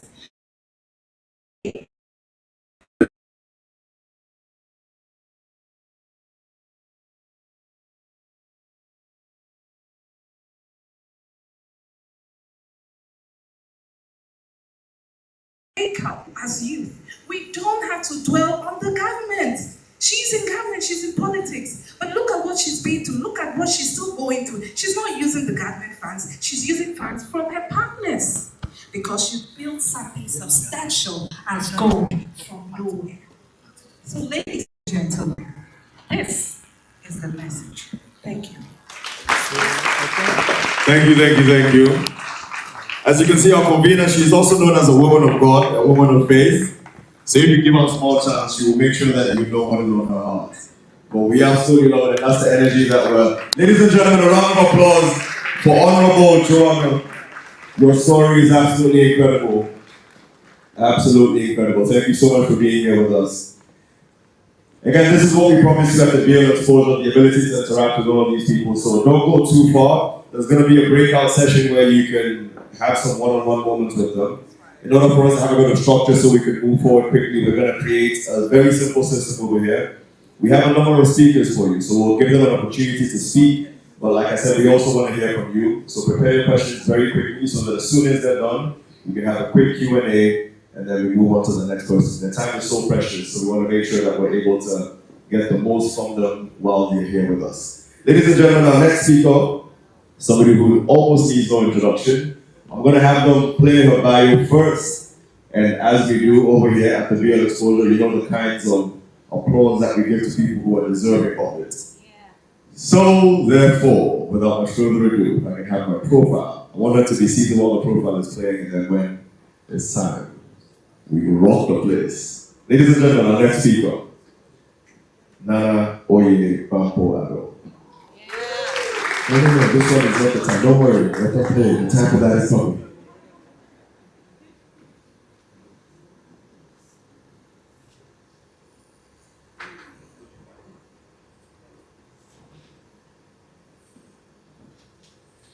Honorable, this is your photo.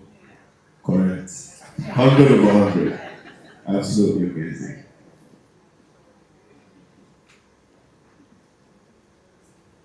So ladies and gentlemen, like I said, she needs almost no introduction. So we're going to show her that we know exactly who she is. We're going to give her by far the second biggest round of applause. Ladies and gentlemen, the Honorable Nana Oye Bampo Ado.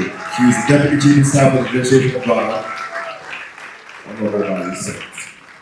Thank you so much for being here with us. We appreciate you so much. Thank you very much. I'm really impressed. We really want to break the boundaries and shatter the glass. We must do that. And thank you very much, Victoria and your dear husband, for your continued support. You haven't given up despite the challenges and the difficulties of mobilizing all of us. On Thursday morning, 5 a.m., I saw a message. Auntie Oye, we are coming. I said, oh yes, I'm going to come. I said, when is it? Said, it's on Saturday at 10 a.m. I said, yes, madam, I'll be here. This is very inspiring, and my honorable member of parliament, your story is inspiring, and you must write the story. We have all learned a lot from your story. And you didn't even talk about your struggles in becoming a member of parliament. At a point in time, I was like, how many more court cases? The High Court, disqualification, injunction, and what have you. Through it all, you were consistent and you were steadfast. You remember we met in Eastern Region. You remember that day? We were doing some training on the manifesto. We were doing a final draft of the NDC manifesto.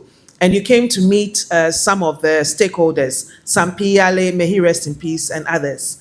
And it was like you were in the eye of the storm. But even as you walked up, I was introduced to you by Honorable Fosu. You were so calm and steadfast. Today, you stand in glory. Thank you for your tenacity and for sharing your story with us. Beyond boundaries, I'll just maybe say a few words. Life is a journey. And we know that there are hills, there are mountains, there are valleys. But the key thing is tenacity of purpose, conviction, believing in yourself. We can say it over and over and over again. We will not stop saying it. Have confidence in yourself. Know your stuff. Know what you want. Know how you want it. And be deliberate and strategic about getting what you want. Flight Lieutenant Jerry John Rawlings, he doesn't just enter a room. He times his entrance. He times his appearance. He is deliberate about what he says and what he does. And what a great leader and fighter he was. You want to stand out? Read, acquire the knowledge and skills, and brace yourself up for challenges, because yes, the challenges will come. It's just like how we are born. I was telling my brother that once we are born, we are not certain about being born, but death is so certain that nobody should even think twice about fearing death. So please, I will repeat again, like all others have said, be deliberate, be bold, be confident, and strive for what you want to get. Rome was not built in a day. Rome was not built in a day. So don't think it will be easy. It will be difficult, but you can make it. Very, very important.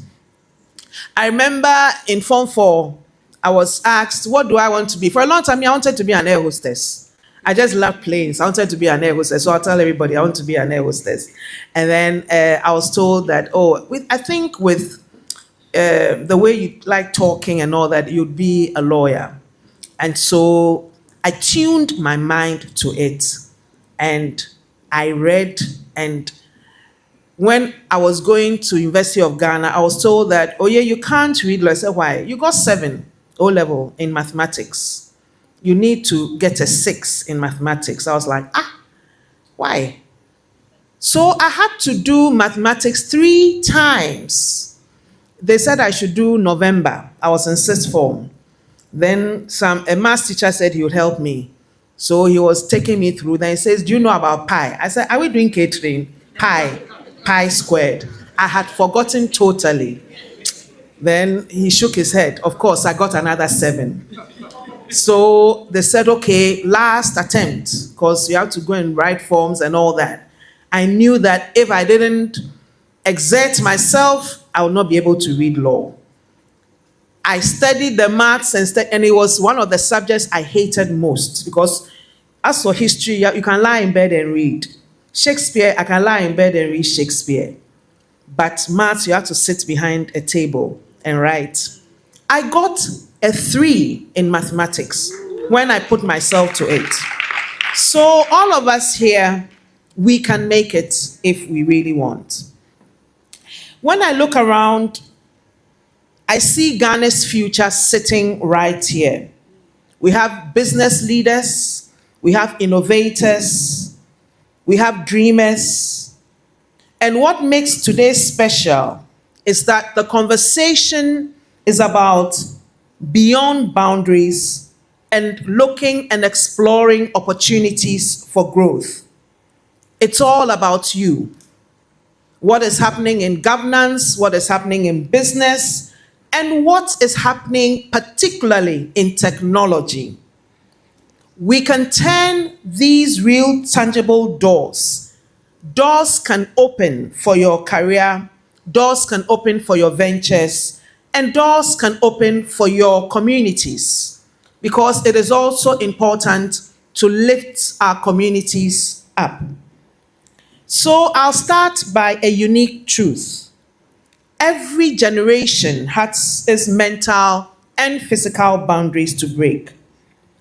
For Ghana right now, it's about trust and it's about opportunity, because we have trust issues with particularly politicians and authority.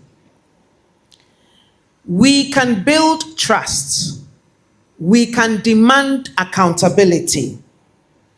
And we in NDC are building trust and trying to transform our economy into an economy that never sleeps. Then the walls holding back enterprise, innovation, and personal growth will crumble so that we have the opportunities we really seek. So not long ago, agriculture was seen as very not sexy. But we are trying to make agriculture very, very sexy and attractive. So we have a major program, One Opportunity, Agriculture for Economic Transformation.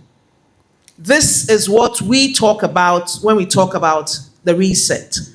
And we want you to hold us accountable, because it is only then that will ensure that the resources that we have as a country will be optimized for its people. This is very important. We also have several programs in agriculture, but I'll just mention a few. We have the National Service Authority's Papal Farm in Accra, where young graduates are receiving on-site training, hands-on training.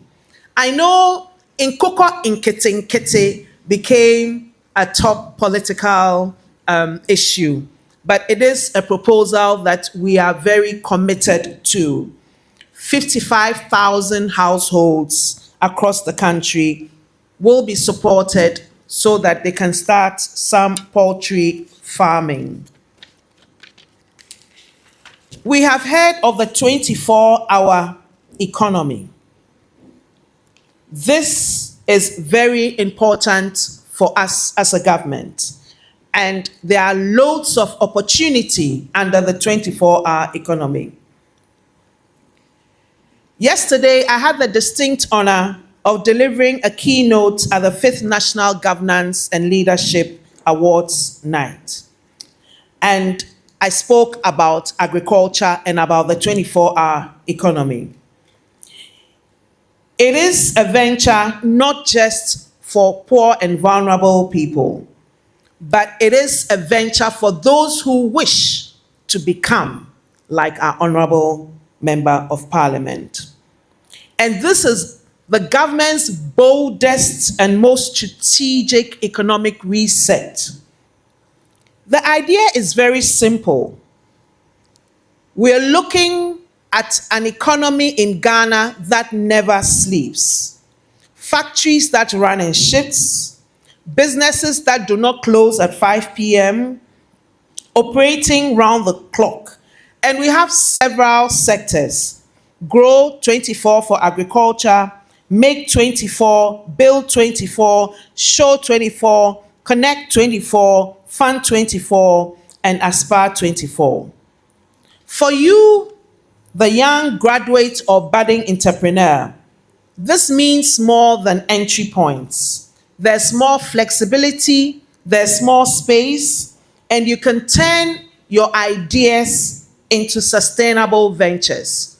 We have heard how a capital of 7,000 cedis has turned into $400 million in Ghana, in Western region, in Amenfi Central. It is doable. Each and every one of us can make it if we set our minds to it. And I'm very happy my big brother is here to also share some nuggets of wisdom and knowledge. And please follow him on social media. I do. I love the exercising. Yes. So please follow him on social media. And I have learned a lot from his periodic engagements and posts. We have our Women's Development Bank.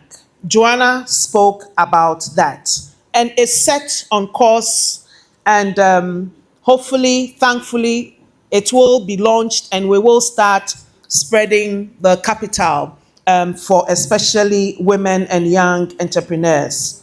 This is real financing that you will be able to access throughout the country. So we are seeking to work with banks that have branches, that have physical presence in all the 200 plus districts. So for women entrepreneurs, you will be catered for. We have also secured a 5 million grant from the Italian government to strengthen TVET. Joanna once again spoke about hairdressers, about seamstresses and all. So our major focus for education Under our reset agenda is also TVET, technical, vocational, and the rest. And then also taking that opportunity of the emerged AI, emerged technology, and launching our 1 million coders program. This was launched during our 120 days. It's a commitment. So coding, artificial intelligence, cybersecurity, data, analytics. This is not just being confined to Accra, Kumasi, Sekunde, Takrade, Tamale. No, this is being rolled out in all the 261 districts, and it has a special focus on women, on persons with disabilities, and our rural communities. The National Apprenticeship Program has also been launched. 10,000 young persons will benefit for 2025 and 2026. Will expand to 100,000 young people. This is backed by a 300 million CD budget allocation, and it covers both the training and the monthly stipends. Please avail yourself, and is going to focus on practical, market-ready, hands-on skills. A Jumara program, Job Owner, has also been launched. Erica J and his team are looking at that. We're looking at 10,000 youth-led businesses every year for 4 years. I know for some of us sitting here will say, how do we access this? So we'll have to look at that. If some of you haven't heard or are finding it difficult, I'll be available after this program, and we'll look at how we can make this more accessible. But you would ask, so what does this mean to me, Ajwa Davi, sitting here? What does it mean? It means that if you are in agriculture, if you are a graduate, if you are a non-graduate, there are opportunities beyond farming, in processing, in packaging, in logistics and exports. That is just for agriculture. If you are in digital, you go beyond the boundaries. If you are in energy, green innovation is not just about a slogan, but a space for enterprise for you. If you are in the creative arts, tourism, media, the 24-hour economy is literally designed to enable you create a market for your talent. I've seen that we have tourists coming in to Ghana, not just to see the castles and forts, but to gain an experience. So you realize that some of them now go to the river at Asin Manso. They stand in the river and they share the experience that their brothers and sisters shared hundreds of years, 200 plus years ago. So there are experiences to be shared. I know a family and a community where tourists come and spend a weekend. They grind pepper and they cook the palm nut soup and they pound the fufu. It's all about experience. And I'll tell you one story. A few years ago, when I was working in a human rights organization, I had an intern. In fact, it was actually British Council. My office was just behind here, Commonwealth Human Rights, just the door through here. And she came to work on Monday and I could see she was not she was sad, she was upset. So I called her to my office. What is happening? And she was like, she went with the family she was staying with in Abeka to the market. So they bought a fowl. It was put in a carrier bag and tied. So they sat in the trotro. She was very happy. They had a new pet in the house. They went to the house, then they plucked some feathers from the neck and they slaughtered the fowl. And they asked her to come and watch it.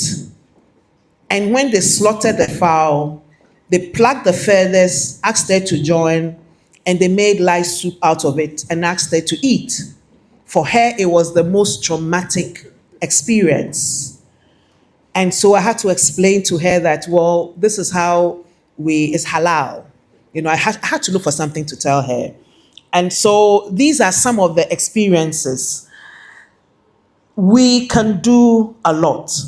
If you're building your career through skills and training, the investments in TVET by the government of Ghana in coding apprenticeship are designed to put you on solid ground. The role of the government of Ghana is to set the stage. The role of public sector is to invest. But your role as the next generation is to be bold enough to step beyond the boundaries. It is to be courageous and brave to make sure it happens, to make sure you succeed. And you will succeed if you put your mind to it. Remember, Rome was not built in a day. Your career will not be built in a day. If you don't exert yourself, if you don't get up when you fall and you stumble, you will not succeed. But if you get up, straight up, walk like a warrior, and claim the laurels for yourself, you will definitely succeed. This is important. You do this with integrity. You do this with the highest standards of excellence. You project yourself like somebody who is committed and who will rise up to the occasion at any time, at any hour, so that whoever you work with, whoever you work for, whoever works for you knows that you are reliable. You can be trusted to be given the task at hand.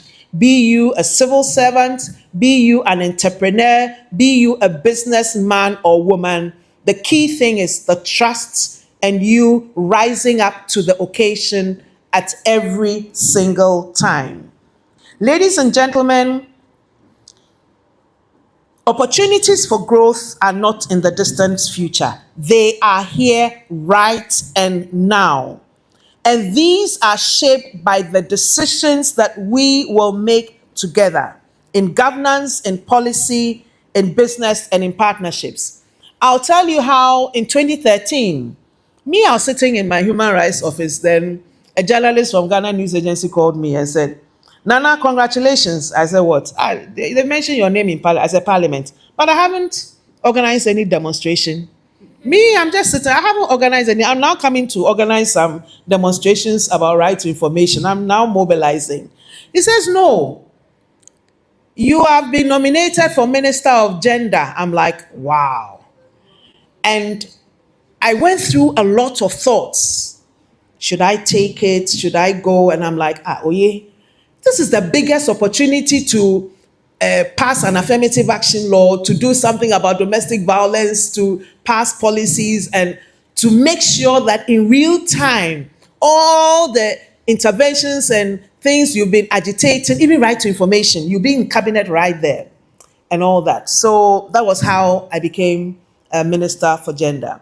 So I quickly changed and realized that no, in that position, I could still play a role in ensuring that women's rights were protected, were realized, and enforced. And so when the opportunities come, however insurmountable, let's grab it. But let's hone our energies. Let's ensure we are fit for purpose. Let's never stop reading and scaling up our knowledge. And the only real boundary left is in our minds. The fear that maybe we are not ready. And that is real. Sometimes we're scared that we are not ready or that systems will not work. But as I've outlined today, the systems are changing, doors are opening and have opened. The question is, will you break the boundary? Will you walk through that door? Are you prepared to smash the glass ceilings especially the women here. You must be prepared to smash the glass ceilings. We are here prepared to walk and support you to smash those ceilings so that together we walk through and sit at the table of decision making, sit at the table of prosperity, and sit at that table that we deserve to sit at. Thank you.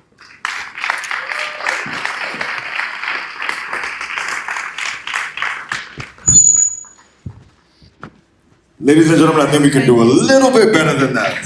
Come on. Thank you.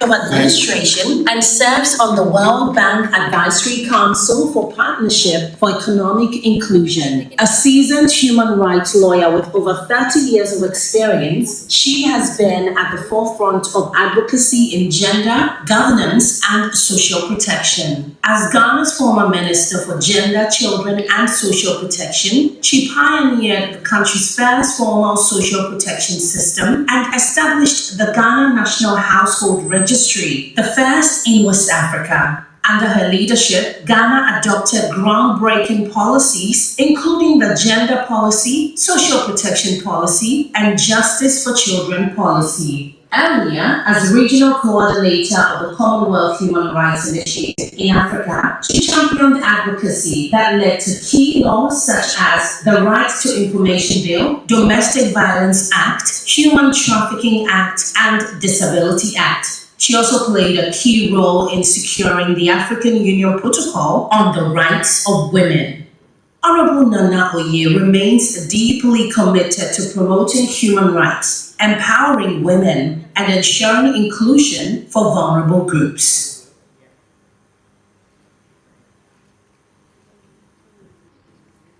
So that was just a brief rundown for those of you who may not be familiar with how amazing and how great she is. So one more time, I'm going to request one round of applause for the amazing Honorable Nana. So one of the themes that we keep hearing is the word partnerships and partners, because it's pretty impossible to do anything alone.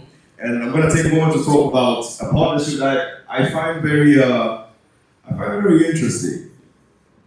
Now I'm talking about the partnership between our convener Victoria and her amazing husband Eugene. Now, give it a round of applause. It's okay. It's always interesting when these things happen because you always have to find somebody that feeds you, somebody that supports you, and somebody that exponentially increases your chances of success. And I think that's one symbiotic relationship that they have right now. She's done an amazing job of putting all of this together. And for those of you who don't know, this event is live on the Kokosa YouTube page. She runs one of the biggest YouTube channels in the country. So if you want to share this with people who are home, people who want to see what's going on over here, the whole event is live. So we'll be sharing the page. Just type in Kokosa in YouTube, and you can share this with other people who aren't here, tell them about real exposure and the fact that they can be here. But I just find it interesting if you can find people who you can partner with, that you do half, they do the other half. So please go online and check out the Kokosa YouTube page and share this amazing brilliance with the rest of your friends and family. Ladies and gentlemen, we're still on the PL exposure. So Nene is ready to give us some soothing music. But before then, please allow me to also acknowledge some of our advisory board members here. So we have Mrs. Sandra Aivo, who is the head of the accreditation maintenance, also a VL Exposure Advisory Board member. Yes, ma'am, welcome, okay. And then also, she's a patron, yes. Sorry, Madam Patron, please forgive me. Okay, so we have Ms. Emale Date, the founder of ICS Africa and deputy team lead, also on the advisory board. And also Mrs. Eunice Combian, also on the VL Exposure Advisory Board as the PR and then communications. Welcome, ma'am. Okay, sure. So now Nene Na is ready to take us to some soothing music. So Nene, if you're ready, please. To be observed. My name is Nene Na. So whilst our speakers were giving us their amazing speech and their stories, I took some time to pen some of the things they said, and I would like to use for a song, a short one before. Yeah. And I hope by the time I am done, I will get a free car. Like our honor was there.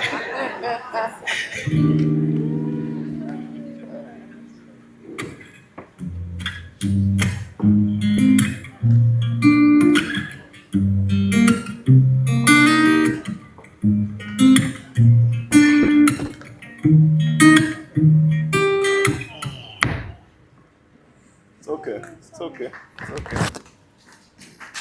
Okay. All good. All good. All good. Problem not there. That's life, isn't it? Yeah, there we go. The more times you fail, the more likely you are to succeed. Are we back on track or a little bit of a power problem? So we're gonna get there. I'm sure even from the first to the known to the know, you see say something special is coming. So it's worth the wait. No stress. No stress. In the meantime, I would ask all of you, a little while ago, I asked you to write down your objectives for being here. So I want you to check them. Are we on track? Are you achieving what it is that you came here to achieve? Because the event is about halfway gone. And I want you to prepare your questions because, as I'm sure you know, we still have more speakers joining us. We have by far one of the most inspirational, by far one of the most eclectic and legendary gentleman in the house with us today. He's going to be joining us and speaking soon. So please prepare your questions and let's go. We good or not yet? The whole thing go off here. Okay. All right. Sometimes God is speaking to us in different ways. Maybe the music, something else will happen. So we're going to take a brief moment to just fix this really quickly. In the meantime, like I said, we are live on the Encore Concert YouTube page. So please do well to share this with your people. Have a good time. Be like small time there. Okay.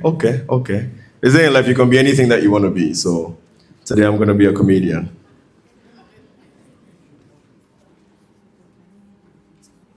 Who's that? Is he ready to go? So tell him to start getting ready.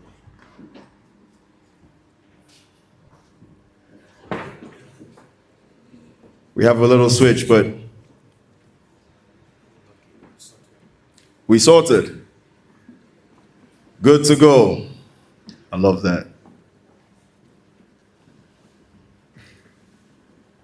I mean, having watched them perform before, the one thing I can guarantee you is going to be worth the wait. It's going to be worth all the stress. It's just to realign and put us back in the mood to remind us why we're here. And then from here, we continue to have an amazing event. Thank you once again for being here with us. Okay. It looks like right now, God wants me to be a comedian today, so problem no day. I'll tell you a little story. A long time ago, in a future that doesn't exist, because it's a fictional story, we had 3 presidents.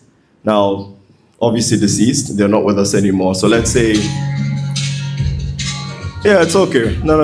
You can relax for a second. You can relax. Bye-bye. Enough now. Don't worry. There we go. We had 3 presidents. One from the US, that's Kennedy, who is not with us anymore. We have, let's say, Sani Abacha from Nigeria, also not with us anymore. And then we have the Queen of England, also not with us anymore. RIP to all of them. Now, again, future universe, so no stress. By whatever way, they ended up in hell.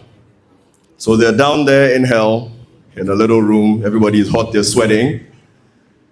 And then the devil comes one day and says, hey, listen, you know what? You people, you are suffering too much. So I'm going to allow all of you to make one phone call. You can all call your homes. You can all call your families and just say hello to them. I'll give you one. So the Queen of England goes first. She calls her son. Hello, love, how are you? I'm okay, blah, blah, blah. I'm in hell. It's a little hot, but problem no day. I just wanted to say I love you. She just talks for maybe 10, 15 minutes. So when they're done, the devil says, you know what? That's okay. This is £100. So we're like, okay, cool. The call costs £100. American president comes. He also does his thing. He also talks to his family. Hello, hi, I miss you. All of this. They said, okay, this is $150. And now, we, the people in Africa who were suffering, our president went, or let's say the Nigerian president, because we're in Ghana, I'm not going to do that. Nigerian president goes and he says, I only want to call one person. But he calls, and as usual, he talks for hours. He talks and talks and talks and talks, more than 2 hours. And when he's done, the devil says, hey, listen, your charge, $10. He looks at everyone, he says, what's going on? Everybody $100, $150, this thing.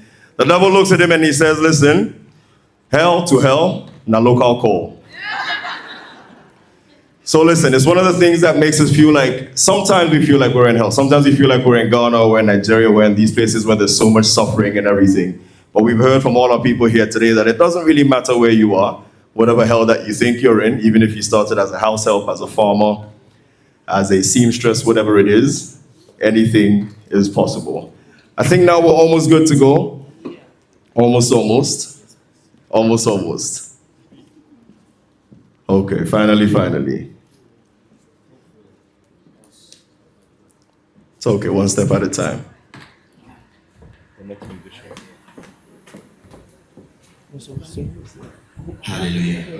Hallelujah. There we go. Sorry for keeping you waiting.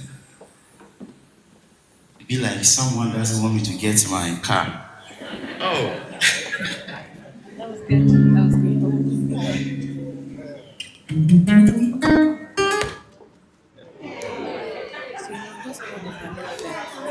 It's okay. We have another amazing performer. I see it's good. In life, God don't like bad thing. Before you came here, me and my car were plan for myself. You came here with bad mind. Sometimes I plan for myself. You decide to say all of a sudden car. But Baba, there's only one car. They promised that one car, and not be two cars. Honorable, don't mind him. I'm still not giving up. So let me do this freestyle, then I'll back again. No problem. Just without, it's going to be without the guitar. No problem. Okay. Let's go.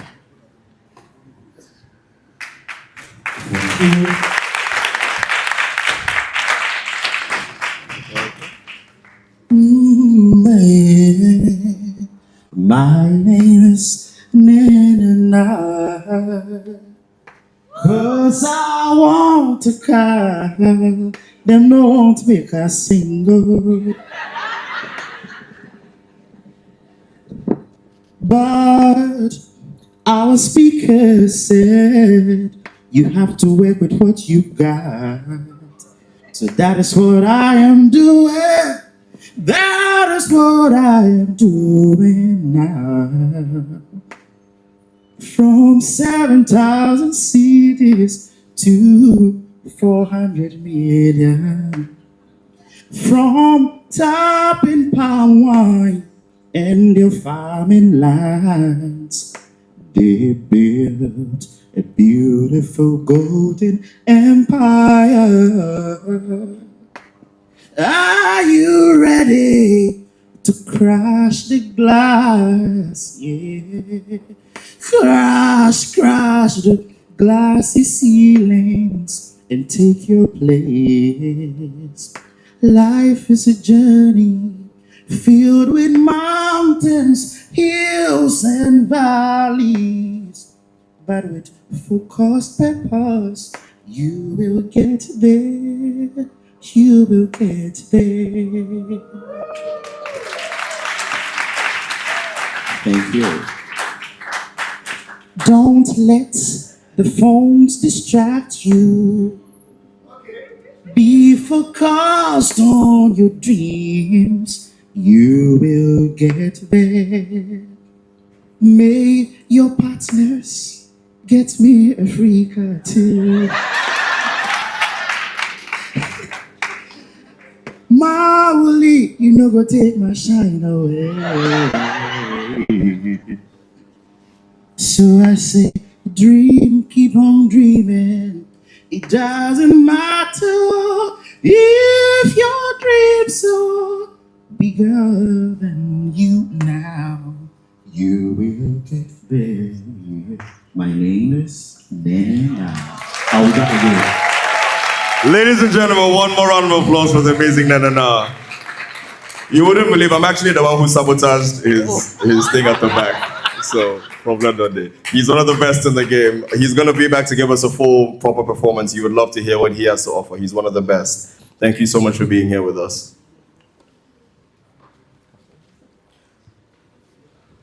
No. Okay. Ladies and gentlemen, you know, life is always interesting. There's a few people who sometimes when they tell their story, you feel like they've lived, maybe they must be 108 or 109, because it feels like they must have lived so many lives. Because how does one person fit so many stories into the same life? How does one human being go from this to that? I personally, when I talk about this individual, I feel like those of you who play video games, you know how you can finish the whole video game. You finish it and you get to the end and you slay the dragon, you finish Mario and you realize that, Charlie, this is too easy. So I'm gonna go back and I'm gonna start it on difficult level and I'm gonna go all the way. You start doing the side quests. And I feel like that's what our next speaker is currently doing because he's pretty much done it all. And now he spends his time trying to figure out how to help the rest of us get to where he has always been. So ladies and gentlemen, if we have our profile ready, I want to introduce our next speaker. Again, a man who needs no introduction. Somebody who decided that military is also the way to go.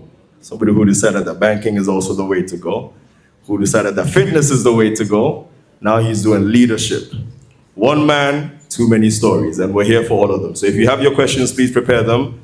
But without much further ado, please allow us to welcome the one, the only, the legendary Captain Prince Kofi is a respected retired military officer, transformational leader, and the founder of the PKA Leadership Foundation. He is best known for his role as co-founder and former CEO of UT Bank, where he revolutionized financial accessibility in Ghana. Now focused on mindset transformation and youth empowerment, Captain Amoabeng uses real-life lessons in leadership, discipline, and resilience to inspire the next generation. Hey, I beg you guys, behave yourselves, behave yourselves. What is the meaning of that? 1, 2, 3, give it up for the one and only. Come on.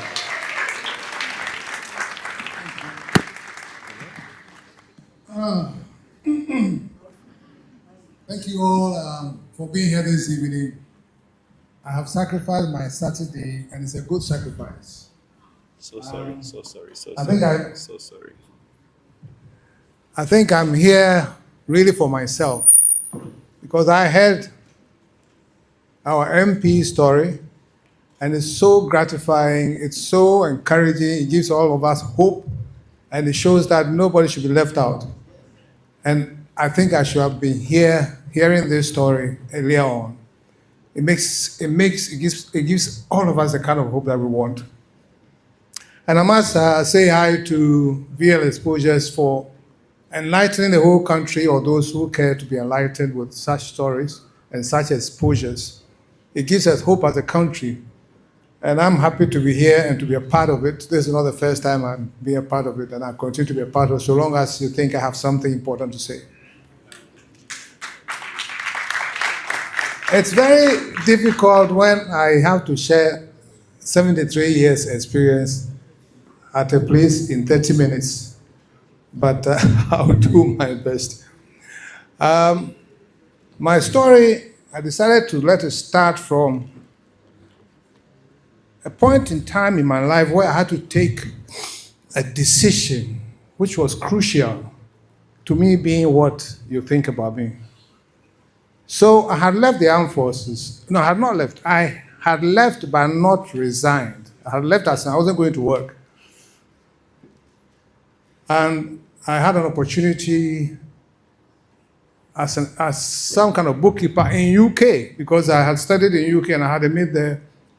And one day he said, Prince, we can get you a substandard accountancy job somewhere in Salisbury, for those of you who know UK.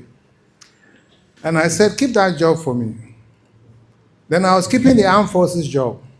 Then I drove to Nigeria because those days Ghanaians were in Nigeria. I'm talking about 1982. And I met my friends, graduates who were teaching in Nigeria. And they were living quite a reasonable life. They had enough money. Evening, they would take live soup and goat head, pepper soup and goat head, and enjoy themselves. It wasn't bad. Now I had decided I didn't like the army anymore, or I wasn't too sure. And I wasn't sure I wanted to go to UK, into that corner of UK. And I was trying to decide what to do with my life. So you see, Accra, the overhead, not the Dubai one, the proper overhead. Probably it was the only overhead in Ghana at the time. The one that leads to Sadisco, whatever. So I was driving my car and in a very pensive mood. And I stopped the car underneath the overhead. And I got on top of the overhead. And I was quite moody. I had to make a decision because my CEO in the armed forces called me and said, "You can still come back. You're a good guy, but I cannot cover up for you indefinitely. So give me an answer, whether you want to come back to the army or you're not coming back." So I stood up there and I was seeing cars, some with their families, some laughing in their Mercedes. Of course, some people walking and things like that. And I looked for about maybe 15 minutes. And I said, some people are making it in Ghana. And I'm thinking of going to Nigeria or going to UK to go and hide in some kind of Salisbury place. And I then said, the army, certainly I'm not going, because I can't leave and then go back and beg for my position. Nigeria, what am I doing in Nigeria? I'm not going to go to Nigeria. The London or UK one was tempting, but then something hit me and I said, for whatever reason, my creator, as in the God who created me and created everybody else, put me in Ghana. So why am I running away from Ghana? Because we are all created with a purpose. The purpose is to make an impact in this world, change something, solve a problem. That is why God put us here. Otherwise, He won't put us here. Nobody creates things for fun. You create with a purpose in mind. So why am I running away from Ghana? Because this must be where my purpose is. At least the original purpose is in Ghana. So, by the way, if you run away from Ghana and go somewhere else, at least you have confused God. Because that wasn't His original plan. He will find something to do with you, but it's not the original plan. So I decided to stay in Ghana. And I walked back to my CEO and I said, "Sir, thanks for the offer, but I cannot come back." He said, "Why?" I said, "Because of my pride. Everybody knows I'm gone. I can't come back." He said, "Kofi, we all make mistakes." I said, "No, forget it, sir. I'll make it out there." And without a plan B, I left the armed forces with the decision not to go out of this country, but to stay and see what my creator would do with me, because He has brought me here. He must know why He brought me here. And after all that, years have passed and everything, and I'm looking back, I'm saying, if I stayed in Nigeria, I think in 1983, all Ghanaians were pushed back to Ghana. I would have been pushed back to Ghana with the others. If I stayed in the UK, I probably would have been married to some ugly white lady in Salisbury. And where would Ghana have stood? With all the things that we did in the creation of UT and so on and so forth. So this is to say that believe in yourself, that people are saying. Believe that the God who put you here, it's up to do something with your life. And be ready and take bold decisions. Now, after I took that decision, it was not easy at all. I teamed up with my partner, and we started with two companies. One was called Jam House. The other was Opaesco Wood Processing. And we did everything. We were general merchants, like Kanabuli people. We buy and sell and things like that. Then at some point, we were importing stuff in and out. Name it, ceramics, wines. Wines, I had a huge issue, even the government at the time. Then I went into air conditioning. Then I went into transport business. Then I was a contractor, electrical contractor, civil engineer, but I haven't done any of those. But I went into them. Then I went into oil business. At some point, I was a petrol station dealer. Now, the reason why I'm telling you all these things, and it took me 15 years, which I call 15 years in the wilderness, but God was preparing me for something else. Now, within that time, the thing that I learned was first and foremost the mindset of a typical SME or Ghanaian business person. I was one myself, and I was with my partners. And one thing that I will never forget is that my initial partners, if we're going for a meeting, they will tell me, Kofi, no, wait, as for you, you will spoil the story. Because they are going to lie. Because if they don't warn me and I go there, they're saying so, I said, no, that is not it. This is really it. And we spoil the whole business. So I knew, for example, the Ghanaian businessmen, they don't tell the whole truth, or at least that time. And they cannot save money. They don't respect money. I think our Honorable Nanoye said it. You must hold on to the money that you get, save it. Because when opportunity comes, you must be there to have something to start. They spend money anyhow. I mean, some people have 5 cars, 10 cars, they have wives, they have girlfriends, they go to funeral, they have to. I don't do those things. Even today, I don't do those things. Because I think it's another thing. I would rather use the money to help people than just waste it. So I learned all these lessons, and then finally, because of the problem that I had and everybody had when they're doing business, and probably the commonest problem is funding. So I was trying to look for some funds for a very simple business. My bank wouldn't give me the money for about 2 months. And finally they called me and they said, oh, we're going to do something for you. And I had applied for something around 20,000, and they approved after the 2 months, 3,000. And that got me furious. The only thing about me is that when I'm mad, I fight the system. I don't lie down. So I went home with all the madness in me, and I woke up and I said, what is there in lending at all? Maybe I can do lending. The message I'm giving you here is that if something irritates you, and you know it's not good for you, it's not good for people to be treated that way, think about it. If you have what it takes to change it, that is probably your call.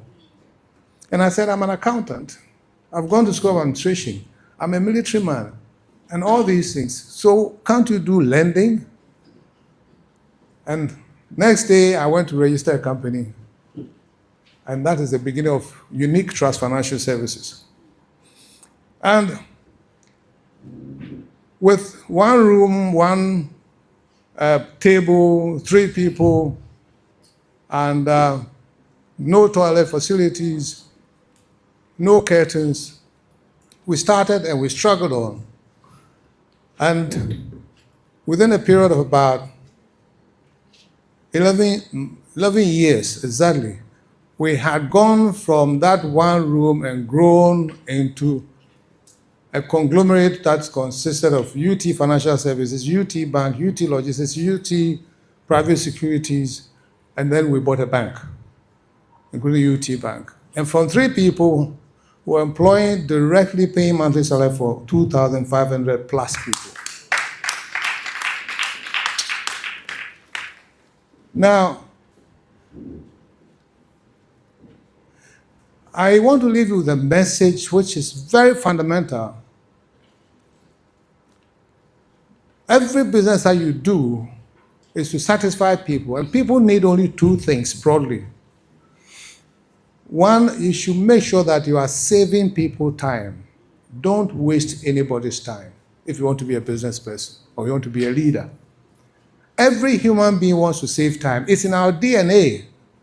Because we have a limited time on this earth, it's in us. If you like, see how people are rushing all over the place. Whether you like it or not, they are trying to save time. Therefore, any business or service you're providing, think about it. Is this saving people time, or am I delivering it in such a way that people's time will be saved? That's number 1. Number 2, Is it giving them quality time? Does it give them feel good? Does it make them feel good?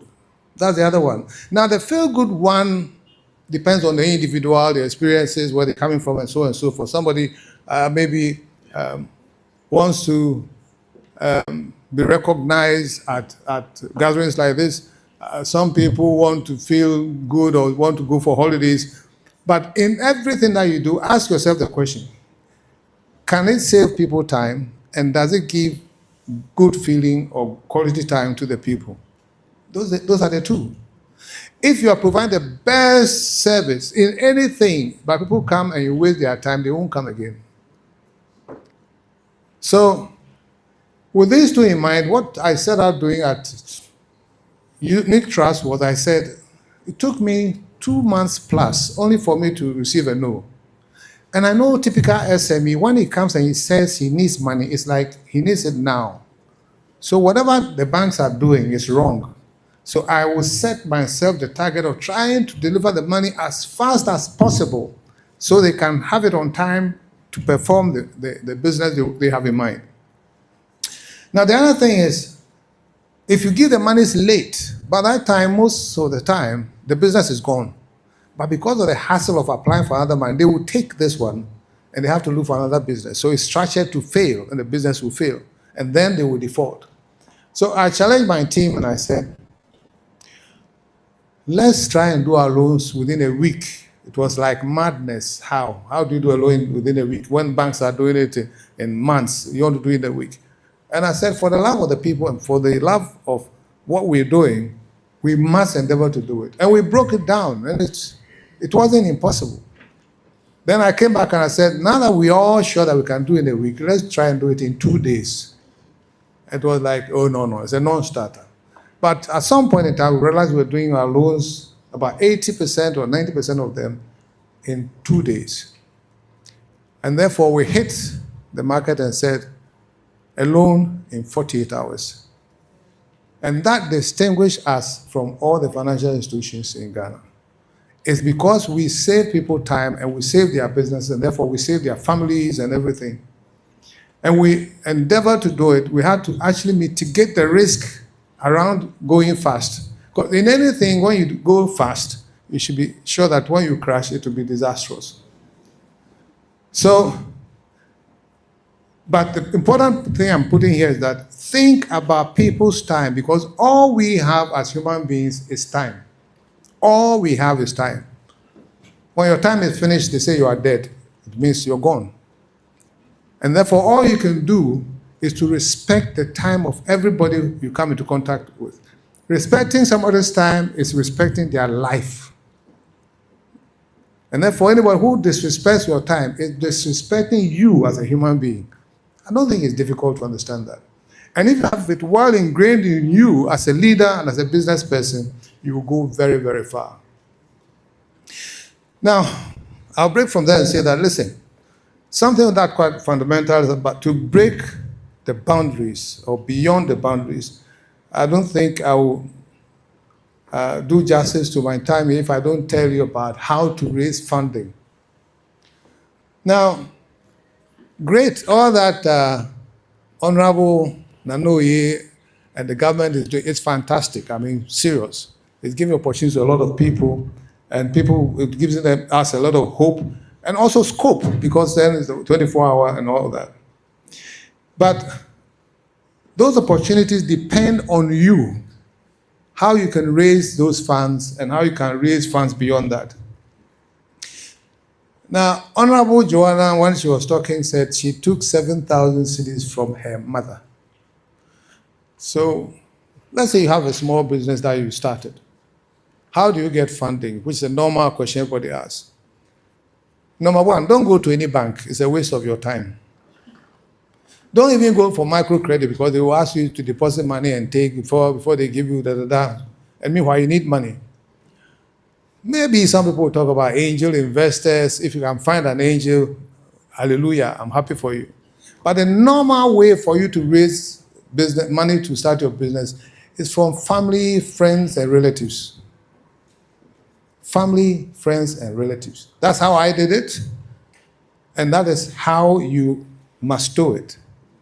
Now, to tell you about my situation, so I had a business plan, I had a license from Bank of Ghana, I had rich men and even some rich relatives. And I went to them with a business plan and everything, saying that this is what I'm going to do. Put in money and I'll give you shares. None of them gave me, not one. That's how come I started from one room on one table. But I went to this friend after he said I should come and discuss. And the friend said, after I talked for a while, he said, Kofi, I can give you 10 million, but 200 million, I won't give you. Because if you don't pay, it will spoil the friendship. And I also need money to run my own business. So I can't give you 200 million. And he will give me 10. And he said, as for the 10 million, if you are not able to pay, we'll still be friends. And I got mad. And I told him a lot of rubbish, that I didn't come here to beg. I came here to do business. But I went to bed in the night and I said, why did I insult this guy in that way? At least he offered 10 million. The others don't even offer anything at all. Then the light came on in my mind and I said, aha, so people want to help somehow, but not help with their whole monies or big monies, which could hurt them. So then I wrote a letter to about 55 friends who could afford 5 million cedis those days. And through them, I raised 255 million. Now, the 255 million that I raised, nobody asked for shares because it was peanuts. So I had the shares myself and got the monies from them. So number one, if you need monies or to raise monies, but before the number one, and I think that now you said it, you must be an honest person and treat people with integrity. Because you're going to friends and relatives and family members.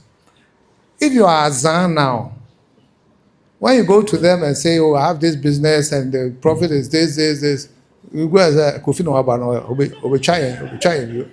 they won't mind you. So please, if you want to be a leader or go into business entrepreneurship, be honest and treat people with dignity and be a person of integrity. That is fundamental. Because when I was looking for money, I go to my friends, they say, Charlie, so the man came, you asked for him, when he says something there, he would do it. And that's how come they gave me some of the monies. So, that aside, first thing, if you go asking for funding, don't ask for big monies from one person. If you need, let's say, 10,000 cedis to start, sit down quietly and look around and see if you can get about 10 people who can give you 1,000 cedis each. And go to them with your business plan and share your business plan. People say that when they show their business, somebody will steal it. Nobody will steal it. When they steal it and they don't have the call to do that business, it will fail. It won't succeed. You have envisioned it. Believe in yourself. So you go to them and say, listen, I need 10,000, but if you give me 1,000, I've been promised so and so, and you pick those money. If the monies don't come up to what you can use to start, please return the monies. But the point is, do not go to one person and say, I have an uncle who has 10 houses, I only went for 100,000, and he said, you won't give to me. Who tells you that rich people, they throw their money away? They are rich because they respect money. They're not going to give it away. Now, another thing is, when you go to them for the money, discuss the return you're going to pay, the interest or return you're going to give them on their money. We take family and relatives for granted. So you go and say, we here only 10,000, and they didn't give it to. Did you discuss the business? Did you discuss the return, how much you're going to make and how much you're going to pay them? Because money has got costs, alternative uses. There's opportunity cost to that. So if it's your mother or your brother, whoever, sit with them, take your time, explain, let them understand what you're doing. And with the honesty and the love for you, they want to give money, but the money was probably getting treasury interest rate. And you are not talking anything about what you pay for them. So talk about the interest. Then when you have the first money, please go by the contract, the inherent contract in taking that money. I used to carry my own register with my checkbook And I go from office to homes, paying the interest every month. I offered to pay 5% every month. And I went myself. And that is how a lot of people say, Charlie, the guy comes himself when the money is not even in time, and then he will call you that he's on his way. And therefore I raise money easily. So let me just go back. First, be an honest person and treat people with respect and whatever. 2, when you go, ask for small monies. 3, discuss return on the money and pursue whatever agreement that you have. And I tell you, you start small. That's important. Don't start businesses thinking that you're going to make it in 2 years. God, in his own wisdom, starts in a forest with seeds. It's a seed that you put in the ground, and it's nurtured for it to grow up and become a tree. When I was starting Unique Trust, I thought I was going to have plush offices at those days, snake towers. I could sleep and imagine myself snake towers. And nobody gave me the money, so I started small. And a lot of things you must start small. But when you start small and you fail, it's easy to pick yourself up, dust yourself off, and start something else. Do not, as a young person, also expect the first business that you will do, you're going to be successful. No. I have done probably 20 odd businesses and failed in most of them. A few of them I made a small money, and then the rest I failed. Now, say you started. So if you start a business, I see a lot of people, even those who have gone for loans for my office, you see them at a funeral and they have dressed with gold chains and all the things, and they are driving some fanciful cars. That is not the way you start a business. And most of the time when they're doing that, they don't even think about the staff. Whether they've been paid or not is not important. He has to go and show himself off. It is crucial, especially in Ghana, that you create a unique or special culture in your company. If you are 3 or 4 or 10, create a special culture. That special culture encapsulates the values that you use to run the company. Because every company, you're going to depend on the people, that is your team, to deliver. And you should run it so that the team believes that, yes, this is where I must spend my life. So you build a family in the company becomes your family. And really, for those of you who are working, your first family is actually your company. It's not your wife and your kids or your husband and your kids. Because Monday to Friday, you are not there, you're gone. And you do that every week. In the night, if you are from Amara here, you get there about 9 p.m. And then by 5 o'clock, you've left. So where are you spending your time and your life? It's in the company. So the leaders of the company must ensure that you find the company environment a complete family environment where they are loved. You have to love your staff. You have their welfare at heart. You put policies in place. It applies to everybody. You put systems in place and be transparent and definitely love them. I'm extreme, but I had an open door policy, which was completely open. As in, if you come and there's nobody there, you walk straight into my office. Even my PA won't bind you. And I had my number in every UT reception. And it says, if you are dissatisfied, call the CEO on this number. The only thing is, Ghanaians typically, nobody or very few people called me because they don't believe it's the CEO's number. And those who call, they want to check if it's really the CEO's number. Not that they didn't anything. But the point is, I always say this to people who say they are working or they're forming companies. Your aim is to be of service to humanity, to be of service to your people. Then nobody can see you because you're in a meeting, go and come tomorrow. So whom are you serving? In fact, honestly, the most annoying one is those who are in public offices. If in your private office, we can decide that you don't want to succeed. But our public offices, Nana, it's difficult to see some of the appointees. And they are supposed to be there to serve. So if you love your company and love your people, be transparent. Let the team know exactly what you're about. It got to a point where a receptionist that I just appointed when we were small, this receptionist met a recalcitrant debtor who was trying to avoid us and things, met the debtor at Makola, receptionist, and called the police to arrest that man who was there. And they arrested the guy and brought the guy to the company. It shows the kind of commitment each member had. And that's the conditions you need to be able to grow your business. So create the right culture where people are loved and they feel loved and they want to come to the company and they give their all. I mean, I had another habit of meeting every staff of UT at least once a year. And I sit down with you and talk about your family, the workplace, your salary, your conditions, and you'll be surprised the kind of things they told me. And I took action. I come back to Accra, call head of HR, I said, do this to this guy. The guy at Takwa, change her, do so and so forth. So they knew I cared. And that is how you grow a company. But what I find in Ghana, a lot of people, they work in a company, they don't even see their boss. To see their boss in the company is war. And when you create that kind of condition, it means everybody's fighting for himself or herself. That company will have a lot of problems. So the culture, creating a culture, having the right HR environment is very, very key. Briefly, to be successful in business, there are 4 factors, worldwide factors.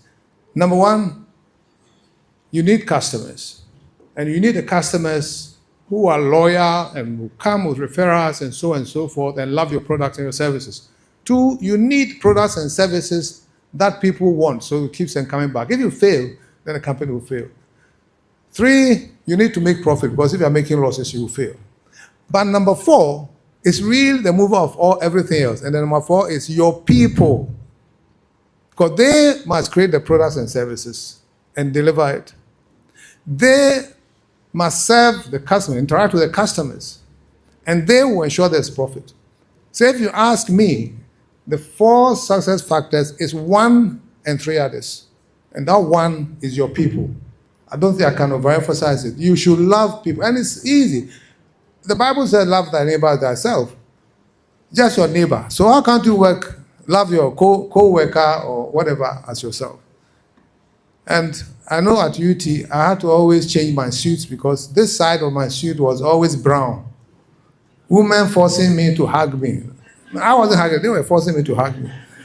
And somebody said, because of the hugging alone, she can't stay home. She has to come and take a hug. Now, since we're talking about expansion and growth, I decided to put in this bit that for external expansion, for those who are business and they want to go outside, the first thing is you cannot walk into any country and do it by yourself, unless maybe a company takes you there. Because I met a group who were working for a big company. The big company were so satisfied with their work that they actually took them along to Nigeria. Then it's okay. But UT expanded into Hamburg, South Africa, and Nigeria. And we made mistakes. In Nigeria, we went there alone and recruited some Nigerians. When the Nigerian takes money, he thinks he's taking Ghanaian money, so he doesn't want to pay. So finally, we had to actually bring in Nigerian partners and so forth. So it's important that when you walk into somebody's country, be sure that you have a partner, a credible partner who navigates the cultures and the environment in where you're going. So in my case, after all said and done, we formed a bank. And you must take care of the environment and the regulator and all those things. When we bought the bank at UT, the idea was not to become UT Bank. The idea was to have a bank, have a financial services, have a properties, have a logistics. And unfortunately, when we bought the bank, the minimum capital for banks was $7 million, which was 7 million cedis at the time. And then the Bank of Ghana raised the minimum capital to 60 million. So we had to make a decision, and that always affects business. certain time the regulator of the environment, or like even in currently tariffs by Trump on other countries, can disrupt your main supply lines or the cost of your business, so on and so forth. When it comes to that, you must make a decision to be able to move on. It may prove to be wrong, but you have to take a decision. In the case of UT, what we had to do to keep the bank was to merge UT and financial services, because a bank is always a bank. And therefore we merged, and then we had our problems. But what I want to tell you is that the major number one problem that we had was that we had become too many, because we had UT Finance and the bank, and therefore we lost the great culture that we had. That's the number one cause. So we had people who were even stealing, which was alien to UT at the time, but, you know, and then we had all sorts of things. But, so, long story short, very normal mistakes in running a bank. The government decided to close the bank. Okay, end of story. But you have to also be resilient and not let things that happen take you down. So long as you breathe and you have health, good health, it means God sees a lot more in you and he wants to use it for something else. So as I stand here, I reflected and said, okay, fine. After so many years of building businesses and bank and international and all those things,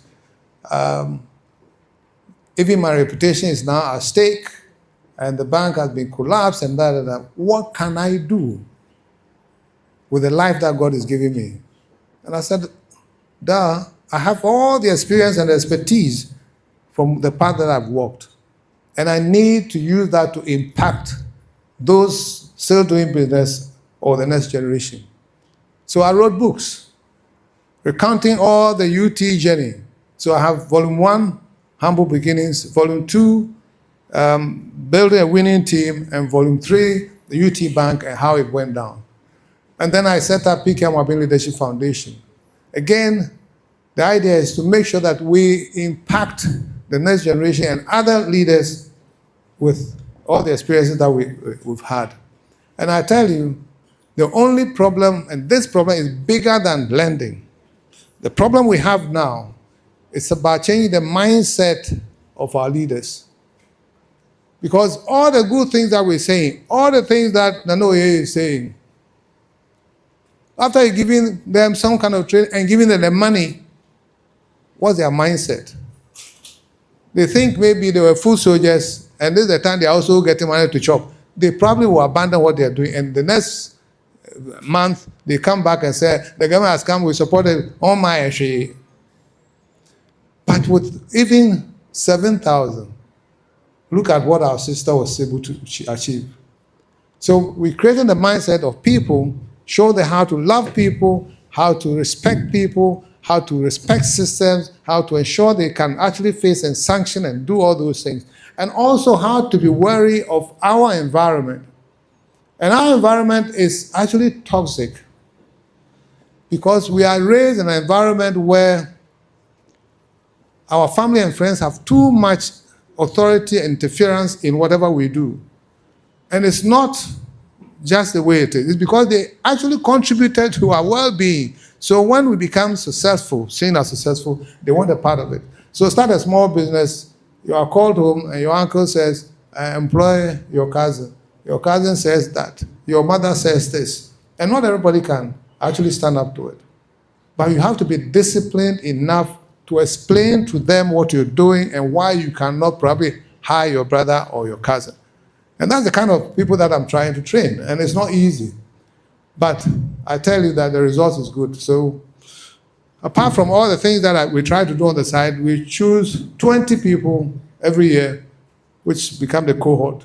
And we take them to our chance for military training, and they come back, we have boot camps and things. And I tell you, we are creating some leaders who will give hope a chance and possibly change the narrative for our dear country. Thank you very much for being here.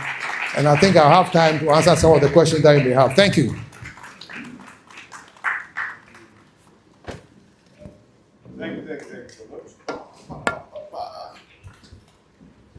Thank you so much. Wow. Sorry. One more time for a legend in the building. One more time. Now, in the interest of time, just so we have a few people who are here with us and their time is so precious and would need to run about, we're going to do a mini breakout session, just so those of you who wanted to have some one-on-one interactions with the wonderful people who are here, for once you can get close to them. Maybe somebody will give you your 7,000 cities and whatnot. So they're here with us, but the reality is their time is super precious and we want to be able to let them go soon. But we promised you some personal interactions with them. So to our esteemed speakers, we're going to disturb you for a little bit. We promised them that while you're here, they will hold you small. So we're just going to divide you, and then we want everybody to just get up. We said we were going to stretch our limbs a little. We're going to separate them into two. Those of you who have a few questions that you want to ask, any question that you have, you can go, and then we can all just take turns asking them individually in your own little private sections. So I believe we can split it up. We can have Honorable, if you can join us on stage over here. Captain, if you would be so kind, we would move you somewhere to the middle, and then we can just separate. And those who want to have one or two questions for Captain, we're going to go over there. Those of you who would like to have one or two questions for Honorable, we're going to come over here. We all have questions, and we're going to be able to move it. So for now, we've been sitting down for a while. Feel free, get up and let's mingle a little. Don't worry, this is the VL exposure. It's a different kind of networking. So we can all get up. Captain will go, and then we'll find him somewhere. And then all of you who have your questions, those of you who have questions for Honorable over here, come, let's mingle. You can talk to them one-on-one. They're all amazing human beings.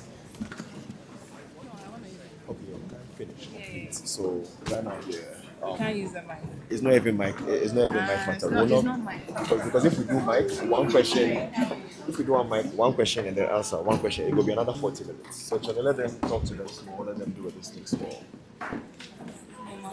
Yes. Be on standby.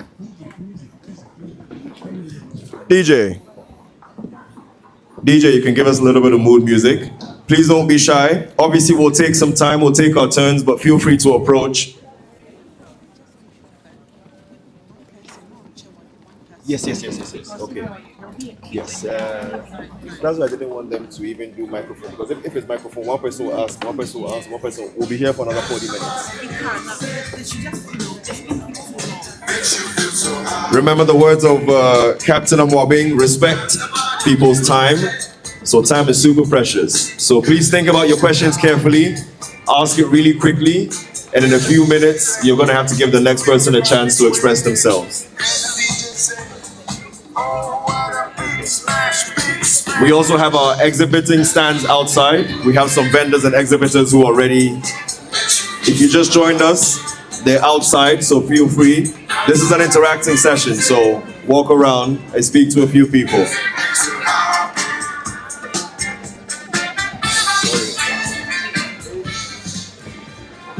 Okay. Somebody come and pour all of this. Yes, indeed. So let's create a bit of space. Let's create a little bit of space. Thank you. Good. Yeah, I think so. Okay, so DJ, I think we can just bring it all the way down. If you want to play some mood music, that's okay, but nothing too. We want to be able to hear what we're. And again, please, time is of the essence. So please think about your questions very carefully. And in a few minutes, please give somebody else the opportunity. Thank you so much.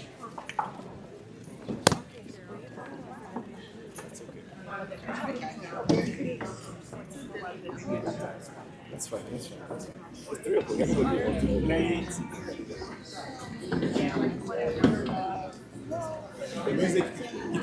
Please, can we lower the music a little bit?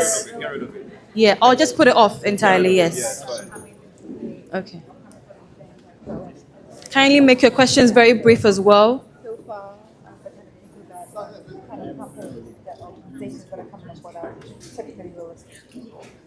got, I got about two of them in AirPod and one of them.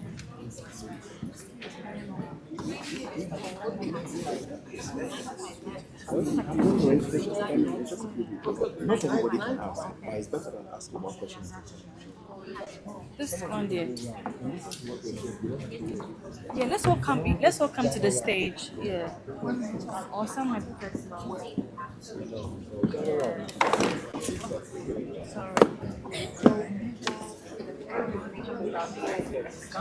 You want to meet her?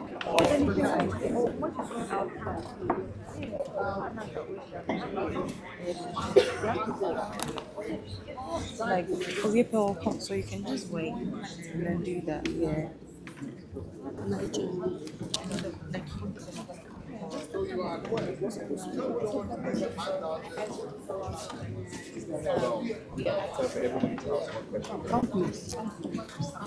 Hi, please come close, okay? Because you all might not ask questions, so please come close.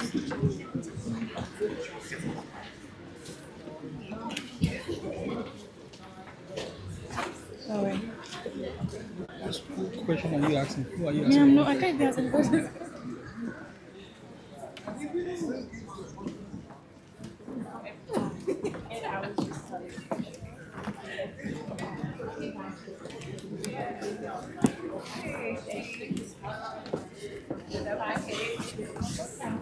It's good everybody wants to have a Yeah. chat. But someone should please stay and help move people along. Let me do that, please. You see, he's having a good session.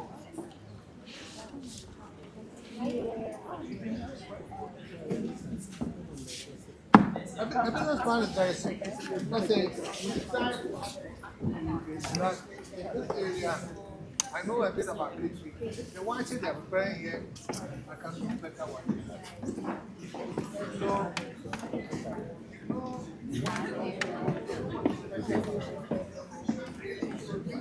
special ones.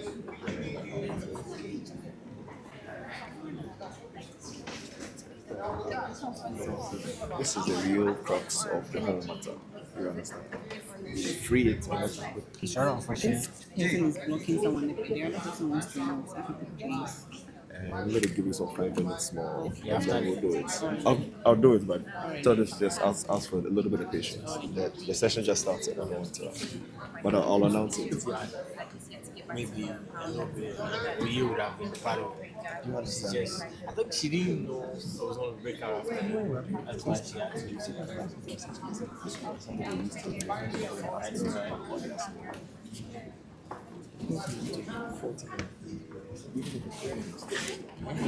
And you know when I was doing like her remarks were really like taking a lot of time. That's why.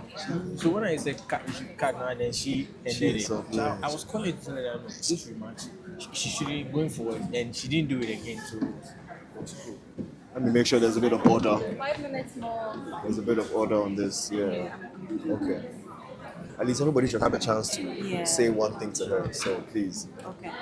Hello. I'm so sorry. I'm so sorry. I'm so sorry.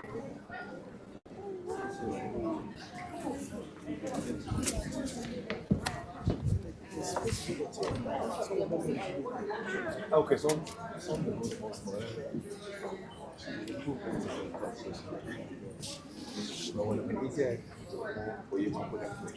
saying, you run. Then she forgot the way she was moving. I could tell that. I could tell that she really needed to go. Yeah, Charlie. The way she was secret, but to be fair, she came early. some say you get 2:30. He should be here. No, but it's good that he comes during this thing, and then we can use him. Fill the space. We can use him to go for the look around. People will be bored. Everybody wants to leave, but if he's here, nobody will leave. So it's even good that he came late. I like to pray for his entrance. I beg you help him. Make sure say people they move on. Make they not check.